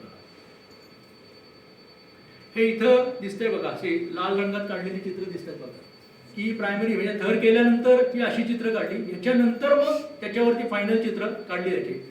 त्यांची इतकी हुशारी असायची की बऱ्याच वेळा बुद्धाचं किंवा काही चित्र असायचे ना सिमेट्रिकल, ते उभी लाईन मारायचे आणि अर्ध चित्रच काढायचे. मग अर्ध चित्र कोणतरी तज्ञ चित्रकार काढायचा आणि मग त्याचा जो बारक्या असायचा असिस्टंट, तो मग हे बघून उरलेलं अर्ध चित्र तसंच्या तसं इकडे काढायचा आणि मग तोच तर हा माणूस दुसरं करायचा. म्हणजे काही ठिकाणी जी अर्धवट चित्र सापडली त्यात असं दिसतं की उभी लाईन मध्ये अर्धाच भाग काढला, जी सिमेट्रिकल असायची. की आता आपण ड्रॉइंगच्या परीक्षेत शिकवतात ते सगळं ते त्याही वेळेला हुशारीने वापरायचे. ही जी चित्र दिसत आहेत, ही चित्र जवळजवळ 2200 वर्षापूर्वीची चित्र आहेत. ही कदाचित भारतातली सगळ्यात जुनी चित्र असतील रेकॉर्डेड असं म्हणजे. ही सातवाहन काळातली नैसर्गिक रंग वापरून केलेली चित्र आहेत. ही अजिंठामधली चित्र आहेत. याच्यापेक्षा जुनी चित्र आपल्याला कुठं सापडत नाही आता पश्चिम भारतात किंवा इकडं तरी कुठंच दिसत नाही. हे एका लेण्याचा दर्शनी भाग आहे. इथनं आपण आत जातो. आता डावी उजवीकडेही तुम्हाला काही मूर्ती दिसतील. याला पद्मपाणी आणि शंखपाणी असं दोघांना म्हणतात. हे कुबेराचे सेवक आहेत. हे बाहेर काढण्याचा अर्थ असा की कुबेराचा आशीर्वाद आहे आमच्याकडे. हे बघा, हे यक्ष आहे, त्यामुळे यांचं पोट देरपोटे आहे. हातामध्ये पैशाची पिशवी आहे त्यांच्या. आता याच्या हातात कमळ होतं, ते खराब झालंय. एकाच्या हातात कमळ असतं आणि एकाच्या हातात शंख असतो. पद्मपाणी आणि शंखपाणी असे दोन साईडला दोघं जण असतात. हा दुसरा हाही तसाच आहे. तर हे दोघांचे आशीर्वाद आहेत. हा त्याचा सेवक आहे खाली, तिथं वाट बघतोय. नंतर मग अनेक ठिकाणी 26 नंबर लेणे असे वादक दाखवतात तिथं, असे वाजवणारे बघा. वासिळ वाजवतात. असे गंधर्व वगैरे दाखवतात खाली असे, की हे वादन करतात की बुद्धाच्या साठी यांना इतका आनंद झालाय की सगळे गंधर्व त्याच्या सेवेत आहे. हे 26 नंबरचं लेणं आहे. नंतर बघू आपण. इथं खूप शिल्पकार आहे. नंतरच्या काळात काय आलं की सामान्य लोकांनी दान द्यायला सुरुवात केली. तर सामान्य माणसाची काही कुवत नसायची की अख्खं लेणं दान द्यावं. मग ते थोडेच पैसे द्यायचे. ते म्हणायचे माझ्याकडे इतकेच आहेत, मग मायापुरती एक बुद्धाची मूर्ती करता येईल का, असं करत तिथं शेकडो बुद्ध मूर्ती अशा केल्या. बघा इथे दिसतात तुम्हाला छोट्या छोट्या छोट्या बुद्ध मूर्ती तुम्हाला अनेक ठिकाणी दिसतील. कारण ही सगळी सामान्य लोकांची दान आहेत, छोट्या व्यापाऱ्यांची दान आहेत. त्याच्यातनं या मूर्ती सगळ्या तयार झाल्या. तर हे 17 नंबरचं आहे. इथं मगाशी मी जी गोष्ट सांगितली ना, हे शिल्प इथे आहे बघा. राहुल, यशोधरा आणि सिद्धार्थ भिक्षा मात्र दिलं. इथं 9 नंबरच्या लेणीमध्ये हे एक विशेष आहे. एका खांबावरती ही शंखलिपी आहे. ही आपली जशी देवनागरीची मोडी लिपी होती ना, तशी ब्राह्मीची शंखलिपी आहे. ही अजून कोणाला वाचता आली नाही की याच्यावर काय लिहिलंय ते. आता ही भारतात अनेक ठिकाणी दिसते. म्हणजे मी आता मध्य प्रदेशात विदिशालाही गेलो होतो. तिथं त्या उदयगिरी गुंफांमध्ये ही शंखलिपी अनेक ठिकाणी. म्हणजे काहीतरी ही अक्षर काहीतरी हा मेसेज आहे, हा शिलालेख आहे, पण ही शंखलिपी अजून वाचता आली नाही कोणाला. त्याच्यानंतर इथेही बघा खांबावरती आहे वादक गंधर्व आहे. अनेक ठिकाणी त्यांनी असे काढलेले. मेंडोलिन सारखं वाद्य आहे की हे गंधर्व वाजतात. त्याच्यानंतर हे एक इंटरेस्टिंग आहे. ते फार हरवूनदरी आणि म्हणजे काय म्हणतात त्यांना हजरजबाबी किंवा अतिशय हुशार कलाकार होते. म्हणजे त्यांच्या कामात नाही ते धर्माचं तर काम करायचे, पण त्यातनंही वेगळ्या प्रकारचे काहीतरी त्यांचे सूचना किंवा ते असे काहीतरी मेसेज द्यायचे. आता हा एक वरची तुळई आहे. त्या तुळईवरती इथं एक यक्ष दाखवला. त्याला भारवाहक यक्ष म्हणतात. हा बघा की तो त्या जणू काय त्या खांबाचा भार त्याच्या खांद्यावरती आहे आणि तो उचलतो. आता इथं त्याचा चेहरा खूप दुःखी दाखवलाय. आता याचा त्यांनी अर्थ ते असं सांगतात की याचा अर्थ त्यांनी असा दिलाय की तुम्ही आयुष्यात जर एकटेच असाल तर तुम्हाला सगळ्या संसाराचा भार आणि सगळ्या चिंतांचा भार आहे ना, तुमचा चेहरा रडवेलाच होतो. म्हणजे तुम्हाला तो झेपत नाही, तो एकटा आहे तुम्ही. पुढचं बघा, तुमच्या बरोबर जर योग्य सुयोग्य जोडीदार असेल तर तुम्ही आनंदाने तो झेडू शकता. इथं दोघांचे चेहरे हसले शेजारच्याच खांबावर. आता याचा धर्माशी काही संबंध नाही, पण त्यांनी त्याच्यामध्ये इतकी करमणूक आणि काय काय गोष्टी केल्या आहेत. आता हे सगळं बारकाईने बघितलं ना तर एक एक आपल्याला दिसतं ना, आपण चकित होतो. आणि आपण बारकावे जसे बघू ना तसे एक एक दिसायला सुरुवात होते आपल्याला. तरी शेजारी शेजारी 2 खांबे, एक एकट्याने आहे आणि एक दुसऱ्याने. तर दगडामध्ये आपल्याला दिसतं की त्याचा असा पिळवटलेला चेहरा आणि या दोघांचे आनंदी चेहरे. त्याच्यानंतर इथे एक दरवाजाच्या इथे एक यक्ष आहे की जो नाणी ओततोय. कामासाठी पैशाची कुठेही कमी नाही. पण या शिल्पाचं महत्व असं आहे की या पश्चिम भारतातलं हे कदाचित सगळ्यात जुनं शिल्प असेल की जिथं नाण्यांचा पुरावा आहे शिल्पामध्ये. आपल्या ग्रंथातनं वगैरे असतो, पण शिल्पांमध्ये नाण्यांचा पुरावा आहे. हे साधारण 5व्या शतकातलं शिल्प आहे. तर तेवढा जुना नाण्यांचा पुरावा आपल्याला शिल्पामध्ये दिसत नाही की जो अजंठात एका ठिकाणी छोटासा आपल्याला दिसतो. त्याच्यानंतर मगाशी सांगितलं असं की जसे सामान्य भक्त होते त्यांनी छोट्या दानातनं दिल्यानं तशा इथं शेकडोनी बुद्धाच्या मूर्ती तयार झाल्या. मगाशी मी एक सांगितलं की निजामाने ती पूर्ण वाट तयार केली सगळी. ही वाट इथं एक दोन्ही साईडला 2 गजराज आहेत बघा. इतके सुंदर गजराज या दरवाजाच्या डाव्या बाजूला पण आणि उजव्या बाजूला. एक जरा खराब झालाय, हा चांगला आहे आणि असा गुडघ्यात वाकून वगैरे तो बंधन करतो. खूप छान गजराज आहे. पूर्वी प्रत्येक लेणीच्या इथनं खाली जायला पायऱ्या होत्या. त्याच्यानंतर हे एक शिल्प आहे. आपल्या लोकांना याची खूप आवड होती की जरा चमत्कृतीपूर्ण शिल्प करायची. आता हे शिल्प जर तुम्ही बघितलं ना तर 4 हरणं आहेत आणि त्यांना एकच धड आहे. हरणं 4 आहेत आणि डोकं एकच आहे. प्रत्येक असं झाकून बघितलं तर एक मागं बघते, एक समोर बघते, असं तुम्हाला दिसलं. तर हेच जरा मी थोडं नीट करतो. आता बघा 4 हरणं आहेत. ते खांबावरती हे शिल्प आहे.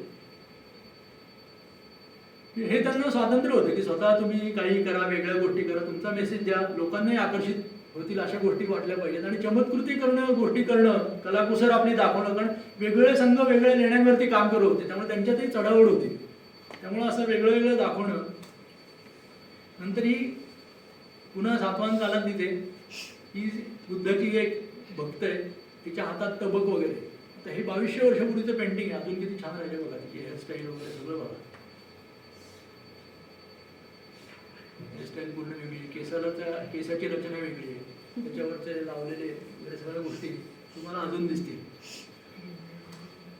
त्याच्यानंतर हे शिल्प आहे, ही वेगळी मी शिल्प मुद्दाम का दाखवते की एक खांबावरती बुद्धाचं शिल्प आहे. अनेक ग्रंथात असतं की बुद्धाने भगवं वस्त्र वापरलं, अमुक केलं तमुक केलं, त्याचा कुठंच पुरावा कुठं नव्हता. हे अतिशय दुर्मिळ चित्रांपैकी एक आहे की इथं स्वतः बुद्ध आहे, त्याच्या अंगावर भगवं वस्त्र आहे. नेहमी ते काशाय वस्त्र असतं समळकट, पण भगवं वस्त्र असलेला बुद्धाचं इथं शिल्प आहे. त्याच्यानंतर मग नंतरच्या काळात जसं मी महायान म्हटलं, अनेक चित्र, अनेक शिल्प काढली गेली. आता खांबावर, छतावर सगळीकडे भरपूर बुद्धाची चित्र आहेत, सगळे नैसर्गिक रंगांमध्ये केलेली आहेत. त्याच्यानंतर अनेक ठिकाणी चित्रांवरती चित्र पण काढली गेली. इथं दिसलं आधीच्या चित्रावरती पण दुसरं चित्र काढलं गेलं आहे, पहिल्या चित्राचा थोडा भाग दुसऱ्या चित्रांनी व्यापला आहे, अशी पण चित्र नंतर काढली गेली. हे आपल्याला युरोपमध्ये, विशेषतः UK मध्ये भरपूर वेळा दिसतं की 2 सिंह किंवा 2 हत्ती, त्यांचे असे सिम्बॉल असतात बऱ्याच गोष्टींचे आहेत. एका लिकर ब्रँड पण आहे असं.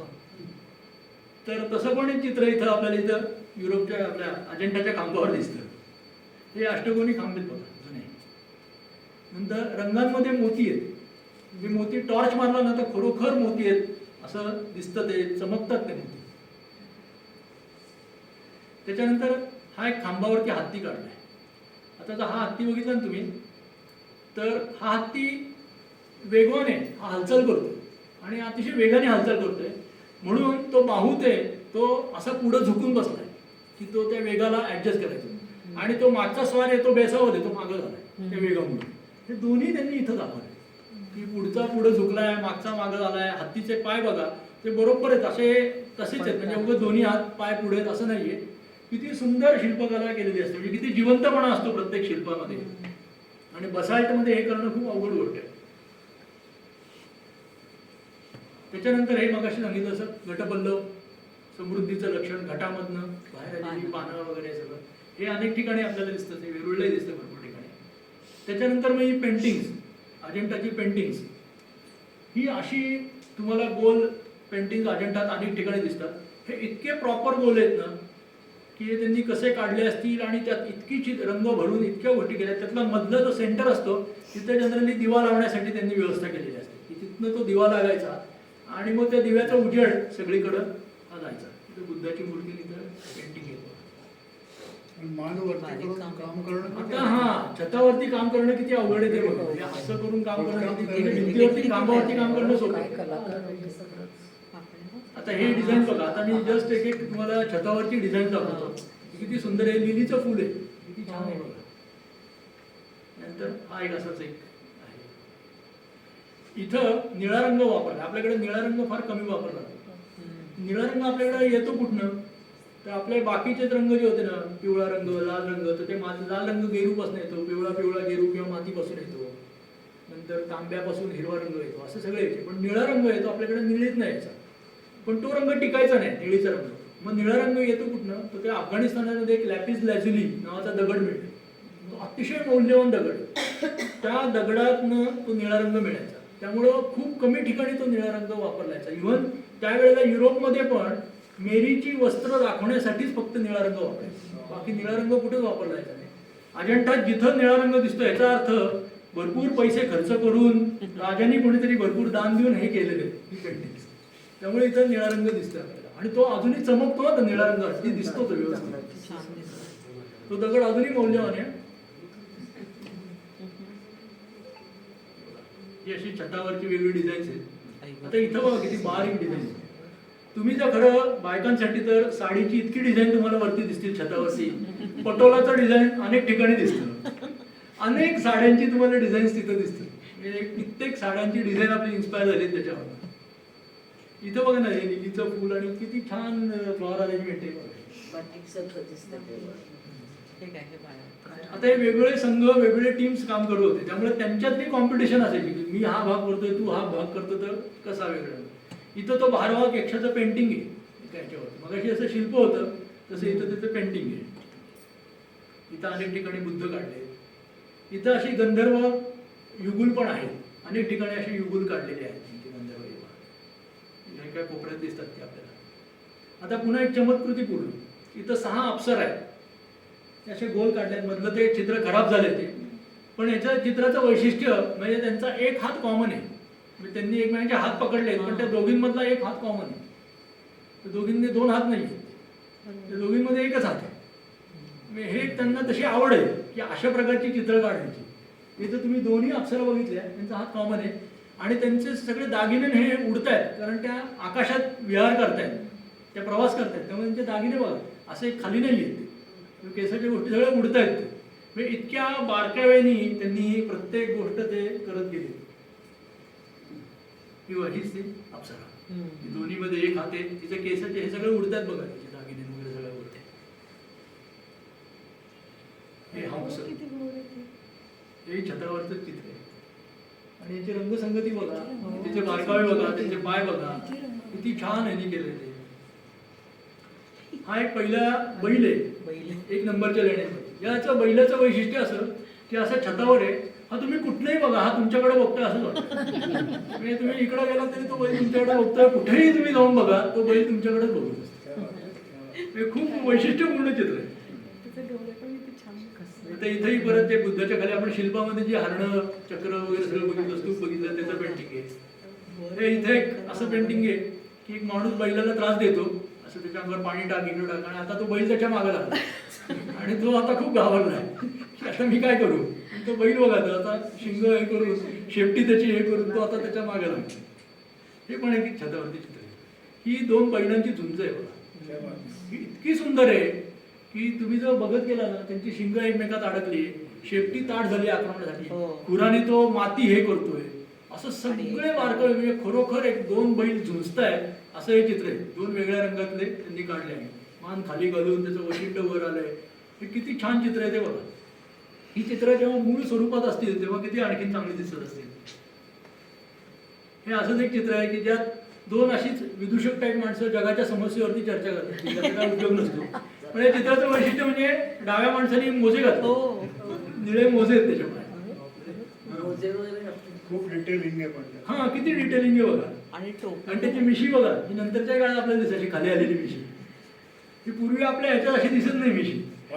सॉक्स आहेत तेच म्हणतात, निळे मोजे आहेत त्याच्यामध्ये. आता ही अशी चित्र आहे. त्याच्यानंतर दुसरा चित्रांचा प्रकार काय आहे तर त्या जातक कथा, म्हणजे बुद्धाच्या पूर्वजन्मीच्या कथा. 1-2 जातक कथा मी सांगतो, ते एकदम इंटरेस्टिंग आहे. ही चित्र फक्त त्याच्या जातक कथा समजून घेताना प्रॉब्लेम काय येतो की अशी वर्ण खाली डावीकडून उजवीकडं अशी ती चित्र काढली, पण त्या एक जातक कथा जरी असेल ना तरी ती अशी क्रमाने केलेली नाही. म्हणजे पहिला प्रसंग, दुसरा, तिसरा, चौथा असं प्रसंग नाही. त्यांनी काय केलंय, समजा ती जातक कथेतला थोडा भाग काहीतरी महालात घडतोय, थोडा भाग जंगलात घडतोय. म्हणजे तो महालात आहे म्हणतो जंगलात जातो, परत महालात जातो काहीतरी करतो, परत जंगलात जातो काहीतरी करतो, असं जर असेल ना तर त्यांनी महालाचे सगळे प्रसंग एकत्र काढले, जंगलातले सगळे प्रसंग शेजारी एकत्र काढले. म्हणजे तुम्हाला जातक कथा बघताना असं बघायचं, असं बघायचं, पुन्हा इथं बघायचं, पुन्हा तिथं बघायचं, असं करत करत करत ती बघितली तर ती तुम्हाला समजते. आणि त्यातनंही बरेच चित्र खराब झाले. आता इथं तुम्हाला एक हत्ती दिसतोय बघा, पांढरा दिसतोय का, हत्ती दिसतोय. तर ही कथा आहे ना, ही बुद्धाच्या आधीच्या जगाची, याचं नाव आहे छदंत जातक. थोडक्यात एकदम की एक हत्ती असतो, तो छदंत नावाचा, तो हिमालयात असतो, त्याला 6 सुळे असतात, त्याला 2 बायका असतात, एक महासुबद्धा आणि चुल्ल सुबद्धा. म्हणजे चुल्ल म्हणजे क्षुल्लक, असं चुल्ल सुबद्धा, त्यांच्याबरोबर तो असतो. आणि त्या चुल्ल सुबद्धाला सारखं वाटत असतं की माझ्याकडे याचं लक्ष नाही, नेहमीच. मग एक दिवस ते जलविहार करत असतात, तर तो सोंडेनी असं कडेचं झाड हलवतो, तर ती सगळी फुलं महासुबद्धाच्या अंगावर पडतात आणि वाळलेली पानं चुल्ल सुबद्धाच्या अंगावर. तिला आणखीन वाटतं की हे काय चायला मुद्दाम करते. मग ती निघून जाते आणि ती आत्महत्या करते, मरते. मग पुढचा जन्म तिचा वाराणसीच्या राजाची राणी म्हणून होतो. पण तिच्या लक्षात असतं की ह्याने मला असं केलं, म्हणून ती ठरवते की आपण याचा बदला घ्यायचा. मग ती राजाला सांगते मी आजारी पडली आहे, ह्याच्यावरती उपाय एकच आहे की तिथं तो हिमालयात एक हत्ती आहे, त्याला 6 सुळे आहेत, ते मला आणून दे तरच मी बरी होईल. मग तो सोनगीर म्हणून एक तो व्याध असतो, शिकारी असतो, त्याला राजा पाठवतो. मग तो जातो, तर हा एवढा ताकदवान असतो छदंत हत्ती, हा काय त्याला काय करू शकत नाही. शेवटी तोच खड्ड्यात पडतो, तर तो हत्तीच त्याला वाचवतो. तो छदंत त्याला वाचवतो, म्हणतो तू कशात आहे एवढे, काय चाललंय तुझं उद्योग. तो नाही म्हणे असं असं आहे, मला तुझे 6 सुळे पाहिजे. त्याच्या लक्षात येतं काय ते. तो म्हणते बघ कुठल्याही शस्त्राने हे निघणार नाही, हे मीच तुला काढून देतो. म्हणून स्वतः छदंत स्वतःचे 6 सुळे त्याला काढून देतो. त्या याने तो मरतो. हा 6 सुळे घेऊन येतो, राजाला सांगतो मी असं केलं तसं केलं, तो माझ्या अंगावर आला, मी असला बाण मारला, तलवार अशी केली वगैरे वगैरे, हरवलं. राणीला माहिती असतं की हे काही शक्य नाही, याच्या ते झेपण्याच्या पलीकडे. मग ती त्याला म्हणते तू आता खरं सांग मला काय. मग तो सांगतो की त्यांनीच मला कसं वाचवलं आणि त्याच्या लक्षात कसं आलं, त्यांनी सुळे दिले आणि तो मेला. मग ते बघून राणी पण मरते, तिला ते खूप दुःख होतं. अशी ती गोष्ट आहे. ही गोष्ट त्यांनी इथं दाखवली. मग त्याला 6 सुळे असलेला हत्ती आहे, मग पलीकडे तो छदंत राजाला पण काय काय प्रवचन देतोय वगैरे, अशी ही गोष्ट. अशा अनेक जातक कथा तुम्हाला इथं दिसतात. इथं हत्ती, हा त्याच्या पुढे आता प्रार्थना करतोय. इथं सुळे दाखवले, तिथं तोडून आले. अशी मग ही छदंत जातकाची ही कथा आहे. ही पुढची कथा आहे, ही पण अशीच आहे. इथे एक माकड दिसतंय का, इथे माकड दिसतंय, इथे माकड आहे बघा. इथं आणि एक असं स्ट्रेच झालेलं माकड आहे, आणि इथे एक माकड आहे, हे प्रवचन देते राजाला. हे महाकपी जातक म्हणून, की एक असं जंगल असतं, त्यात तो महाकपी असतो, म्हणजे ते बोधिसत्वच असतात ते. आणि त्याच्याकडे 80,000 माकडांसकट एका झाडावर राहत असतो, मोठ्या झाडावर, आणि त्या झाडाला खूप गोड फळे येत असतात. मग तो सांगतो की फळं कोणालाही देऊ नका, तोच तरच आपण राहू. एक दिवस चुकून ते फळ नदीत पडतं, ते वाहत जातं, राजाला मिळतं. राजा म्हणतो अरे फळ कुठे आहे, शोधा. सगळं सैन्य घेऊन तिथे येतात, मग त्या झाडाला वेढा घालतात. आता सगळी माकडं मरणार ना, कारण काय होणार. मग तो महाकपी काय करतो, तो स्वतः बोधिसत्व असतो, तो पूर्ण स्ट्रेच स्वतःला करतो आणि नदीच्या पलीकडे जे झाड असतं तिथं हाताने धरतो आणि शेपटीने इकडच्या झाडाला धरतो. सगळ्या माकडांना म्हणतो तुम्ही माझ्या शरीरावरनं पलीकडे जा, म्हणून इथं स्ट्रेच केलेला तो महाकपी दाखवत आहे. मग सगळी माकडं उड्या मारत जातात, तो राजा बघत असतो. पण एक देवदत्त म्हणून एक खोडकर माकड असतं, की जो बुद्धाचा चुलत भाव असतो, की ज्याला मग अशी म्हणलं ना संघाचा प्रमुख व्हायचा असतो. तो पिढीच्या जातक कथेतही तो विलन म्हणूनच आहे. तो देवदत्त याच्या अंगावर खूप जोरात उडी मारतो, जेणेकरून त्याचा मणका मिणका सगळं तुटेल, आणि उडी मारून तो जातो. राजा तेही बघतो, मरणासन्न असा असतो. मग राजा त्या महाकपीला विचारतो हे असं काय केलं. मग महाकपी त्याला ज्ञान देतो राजाला. आणि मग ही ती दानाची, त्यागाची, म्हणजे ज्याच्या दशपारमिता आहेत, 10 ज्या सद्गुण आहेत त्यातला हा सद्गुण आहे. आणि मग तो राजाला सांगतो की असं असं आहे. मग तो राजा परत निघून जातो वगैरे, सगळं ते छान होतं. तर ही जातक कथा इथं आहे. इथं ही माकडं उड्या मारून पलीकडे गेली. हा इथं आहे बघा, असं आहे. हा इथं त्यांनी स्ट्रेच केले बघा स्वतःला, आणि सगळे लोक इकडून इथं राजाचे सैनिक आहे. डावीकडे तो त्याला सगळं त्याला हे देतोय, तत्वज्ञान सांगतोय.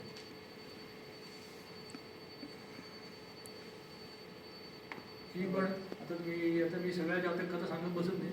तुम्ही आता मला फक्त चित्र बघा की अप्रिशिएट करायला. वेसंतर जातक म्हणजे सगळ्यात शेवटची जातक कथा. तिथं तो वेसंतर खूप दानी असतो, त्याच्याकडे हत्ती असतो. त्यांनी पाऊस पडायचा, मग शेजारच्या दुष्काळी राज्यातले लोक येतात, ते म्हणतात की तो हत्ती आम्हाला द्या, आमच्याकडे पाऊस पडा. हा देऊन टाकतो. मग ह्याच्या राज्यातले लोक चिडतात आणि ते म्हणतात तू हे काय केलंस. मग याला म्हणतात तू याला हाकलून द्यायला, त्याला हाकलून देतात. मग तो आता तिथं राणीची समजूत काढतो स्वतःच्या, की अरे आपल्याला जायचं आहे. मग तो जातो, तो इतका दानी असतो की मग कोणतरी एक ब्राह्मण येतो, दुष्ट ब्राह्मण, तो त्याची मुलं मागतो, दास मागतो, मुलं देऊन टाकतो, बायको मागतो, बायको देऊन टाकतो वगैरे, असं सगळं होतं. मग नंतर त्या काही काळाने त्याची सगळ्यांची भेट वगैरे होते आणि सगळं व्यवस्थित होतं. हे ते जातक आहे वेसंतर. तिथं बघ सगळे त्याच्याकडे दान मागायला आले होता, आणि इथं तो राणीची समजूत काढतोय, इथे चित्र आहे. आणि इथं तो दुष्ट ब्राह्मण आहे, जुजुक नावाचा ब्राह्मण आहे, इथं त्याच्याकडे मुलं मागतो. तो दुष्ट काढायचं म्हणून किती भारी काढलंय बघा. आत्ताच्या सिरियलमध्ये असंच असतो, काही बदललं नाहीये. हा दुष्ट ब्राह्मण त्या चित्रांमध्येही आपल्याला जाणवतं, की त्या भावांमध्ये पण प्रत्येकाच्या जाणवतं की एक काय प्रकारे त्याला काय म्हणायचं ते. इथे एक ते चंपे जातक आहे, इथं डावीकडे सर्प दिसतोय, तर चंपे म्हणून स्वर्ग असतो. ही अशी वेगळी जातक आहे. आता ही घरं बघा, इथं 3D मध्ये वगैरे काढले, पर्स्पेक्टिव्ह आहे थोडंसं, हे सगळं दिसतंय. राजा आहे भरपूर. मग प्रत्येकाची आता हे तिथं खराब झालेलं पेंटिंग आहे, आणि हे जरा डिजिटली रिस्टोर केलं. या इथं चित्रामध्ये नाही, महाजनक जातक म्हणून इथं खाली जहाज आहे.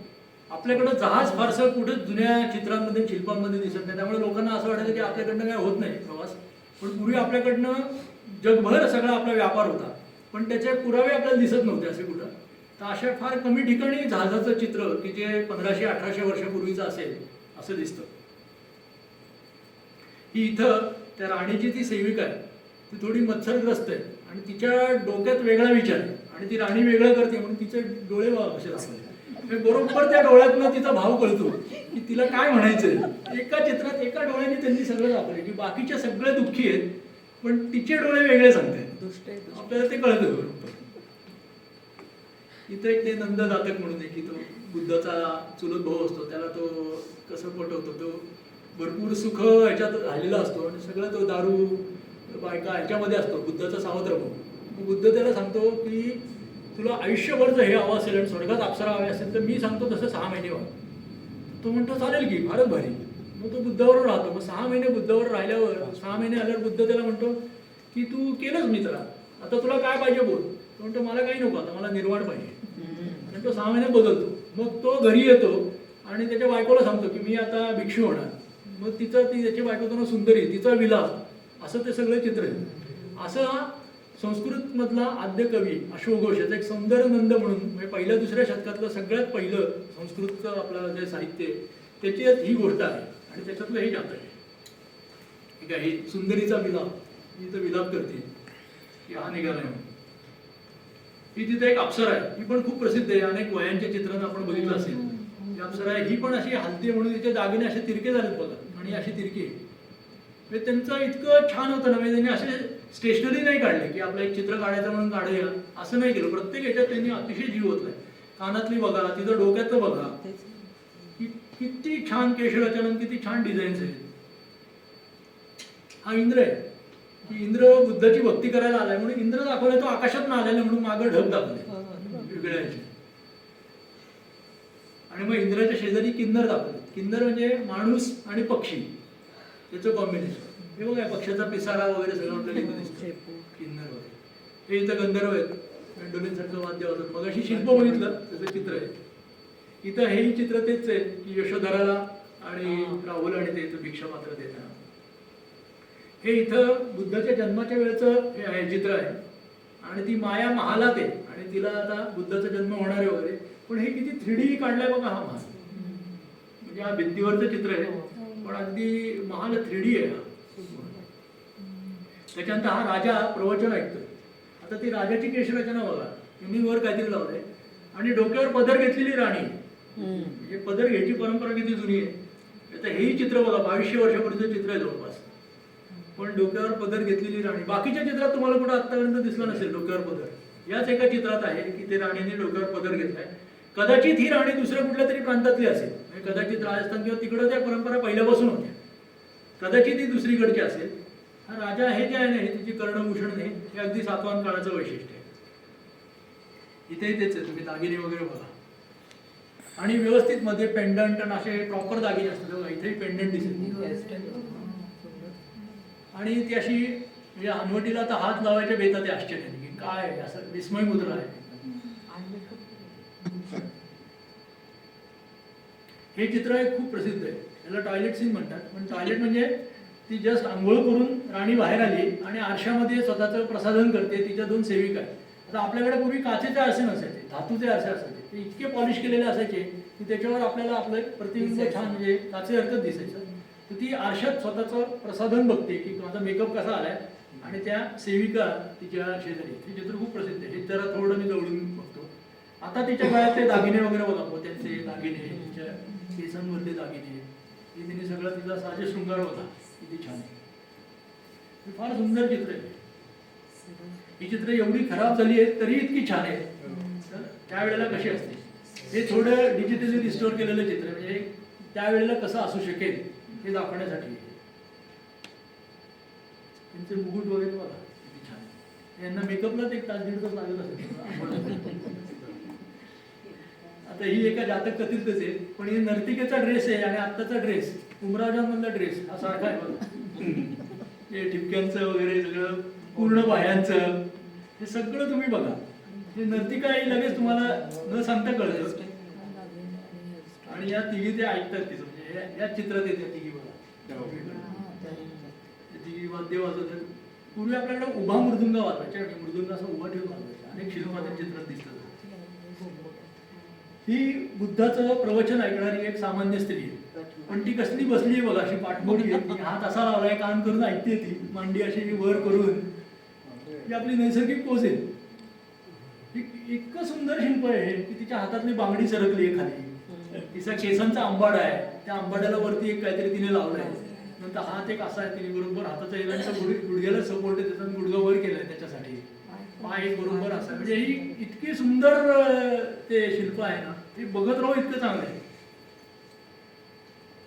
त्याच्यानंतर हे थोडं आपले आता एखादे जज म्हणू तसं चित्र आहे, पण तेव्हा काय होतं, तेव्हा आपल्याकडे परदेशी लोकही खूप येत होते. या थोडा ग्रीक किंवा तसा पर्शियन इन्फ्लुएन्स पण असेल त्याच्यावर, किंवा तसाही माणूस असेल, त्याच्या गळ्यातलंही वेगळे दाखवले, केस वेगळे दाखवले. इथं तर प्रॉपर एक पर्शियन माणूस दिसतो आपल्याला, की या बुद्धाचं प्रवचन ऐकलं. इथं बघा, दाढी आणि त्याची केसाची टोपी वेगळी, कारण त्यावेळेला आपला व्यापार होताच. म्हणजे त्या काळी आपला व्यापार युरोप बरोबर प्रचंड होता आणि तो त्याच्याच थ्रू व्हायचा. त्यामुळे पर्शियन माणूस हटणं हे म्हणजे काही विशेष काही नाही. इथं सगळीच माणसं वेगळी. इथे एक दाखवलंय बघा, आयदर हा पर्शियन श्रीमंत व्यापारी असेल किंवा राजा असेल, त्याचे सेवक पर्शियन आहे, त्यांच्या हातात सुरई आहेत, सगळी भांडी वेगळी आहेत, सगळ्या गोष्टी वेगळ्या वेगळ्या आहेत बघा. इथं तिथे पूर्ण चित्रच वेगळं आहे. त्यानंतर इथं एक बोधिसत्व आहे, हा नंतर बघू आपण. हा वज्रपाणी, तिथं जे दोन सगळ्यात प्रसिद्ध जी चित्र आहेत, वज्रपाणी आणि पद्मपाणी, त्याच्यामधला हा वज्रपाणी, त्याचा मुकुट किती छान आहे बघा. हे चित्र फार खराब झाले तरी हे अतिशय सुंदर आहे. हा त्याचा राजा आहे तिथला आणि तो त्याची भक्ती करतोय. राजाचा मुकुट वेगळा आहे. आणि हे अजिंठातलं सगळ्यात प्रसिद्ध चित्र पद्मपाणी. मग त्याच्या इथं वरती प्राणी वगैरे पण दाखवले. वरती तुम्ही माकडे, इकडं माकडे त्याची प्रार्थना करतात, गंधर्व त्याची प्रार्थना करतात. हे अजिंठातलं सगळ्यात प्रसिद्ध चित्र पहिल्याच लेणीमध्ये आहे पद्मपाणी. ते गंधर्व एक दाम्पत्य त्याचं हे करत आहे. नंतर पुन्हा एक हे त्यांचं अतिशय आवडतं होतं, मेंडोलिन वाजवणार आहे. आणि इथं एक पद्मपाणीचं चित्र आहे, तिथे लिलीची फुलं खूप छान आहेत. आणि दुसरी गोष्ट म्हणजे त्याची बोटं बघा किती छान आहे. बाकी हे चित्र खूप खराब झाले, पण हे दुसरीकडचं चित्र म्हणजे त्याची बोटं इतकी सुंदर आहेत, इतकी नाजूक आणि लांब बोट आहेत कलाकाराची, अशी सुंदर बोट आहे. आता हाच तो पद्मपाणी आणि हा जरा डिजिटली रिस्टोअर केलेला पद्मपाणी, म्हणजे खरं हा असा असणार आहे. आता अजंठा बघताना आपण काय करणार की ते 1 ते 29 लेण्या आहेत, सगळ्या 1 ते 26 लेण्या आहेत. तुम्ही आयदर 1, 2, 3, 4 करत जा किंवा त्या कालक्रमानुसार बघत गेलो तर ते आपल्या अंगात भिंत अजंठा बरोबर अख्खा एक दिवस असा करत करत करत अजंठा येतो. आता आम्ही जेव्हा लोकांना नेतो ना, मी आतापर्यंत 3-4 टूर नेलं त्या अजंठा, लोकांचे असे कॉमन प्रश्न असतात की हे उजेड त्यांना कुठनं मिळायचा, त्यांनी रंग कसे तयार केले, किंवा हे मुळात केलं का, काय गरज होती हे करायची, कोणासाठी केलं, हे काय करायची काय गरज होती, मग पैसे कुठनं आले. हे सगळी त्यांचे जे काही प्रश्न असतात ना, एक एक बघत गेले की नवीन प्रश्न भरतात. या प्रश्नांची उत्तरं मिळतात, पण नवीन नवीन प्रश्न मिळतात, आपल्याला पूर्ण इतिहास कळतो. हा अख्ख्या आपल्या भारताचा इतिहास आहे. हे कदा एक शेवटचं फक्त सांगतो आणि थांबतो. हे अजंठामध्ये एक 20 नंबरची लेणी आहे, त्याला गंधकुटी म्हणतात. गंधकुटी म्हणजे असं की जिथं बुद्ध राहायचा तिथं दुसऱ्या दिवशी सकाळी खूप छान सुवास यायचा. त्यामुळे त्या बुद्ध जिथं राहायचं त्या कुटीला गंधकुटी म्हणतात. तर त्या 17 नंबरच्या लेणीमध्ये एक तो शिलालेख होता की याच्या उजव्या बाजूला मी गंधकुटी उभारत आहे. तर ती गंधकुटी कुठली ती कळत नव्हतं. मग पुण्याचे श्रीकांत प्रधान म्हणून एक संशोधक आहेत, त्यांनी याचा अर्थ असा लावला की त्यांना इथं उजवीकडे जे शिल्प दिसतं ना, तिथं एक कुटी आणि शेजारी आंब्याचं झाड आहे. तर आंब्याचं झाड, तर गंध हा त्या माणसाचं नाव होतं की ज्याने ते आंब्याचं झाड लावलं होतं. तिथं त्यांनी बुद्धासाठी कुटी उभी केली होती. आणि कुटी म्हणजे झाड असं प्राकृतमध्ये, आणि आंब्याचा पुन्हा सुगंधही येतो. असे त्यांनी वेगळे भरून अर्थ करून हे भारूचं चित्र पण टाकून इथं आंब्याचं झाड आहे खरं बुद्धाच्या मागं, आणि ते इतकं छान रंगवलं की पानं हिरवी आहेत आणि आंबे पिवळे रंगवले. तर खूप सुंदर आहे. आणि त्यांनी दाखवलं की 20 नंबरची जी लेणी आहे ही गंधकुटी आहे. आणि फार कमी लेण्यांमध्ये अशी गंधकुटी असते. गंधकुटी याचा अर्थ ते परिपूर्ण लेणी आहे. ही 20 नंबरची लेणी आहे. तर थँक्यू.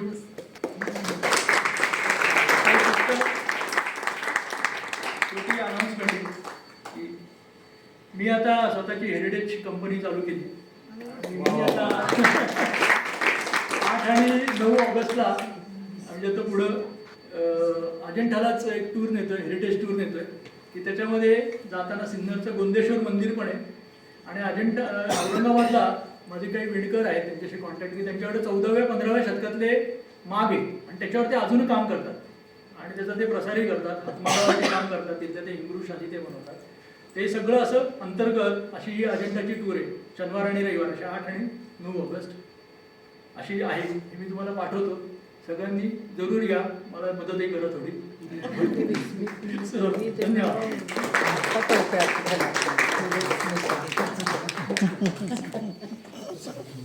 आम्ही ते विस्मित लिहिलं होतं ना ते वाचतोय पण आम्हाला तेव्हा लक्षात नाही. विस्मिता.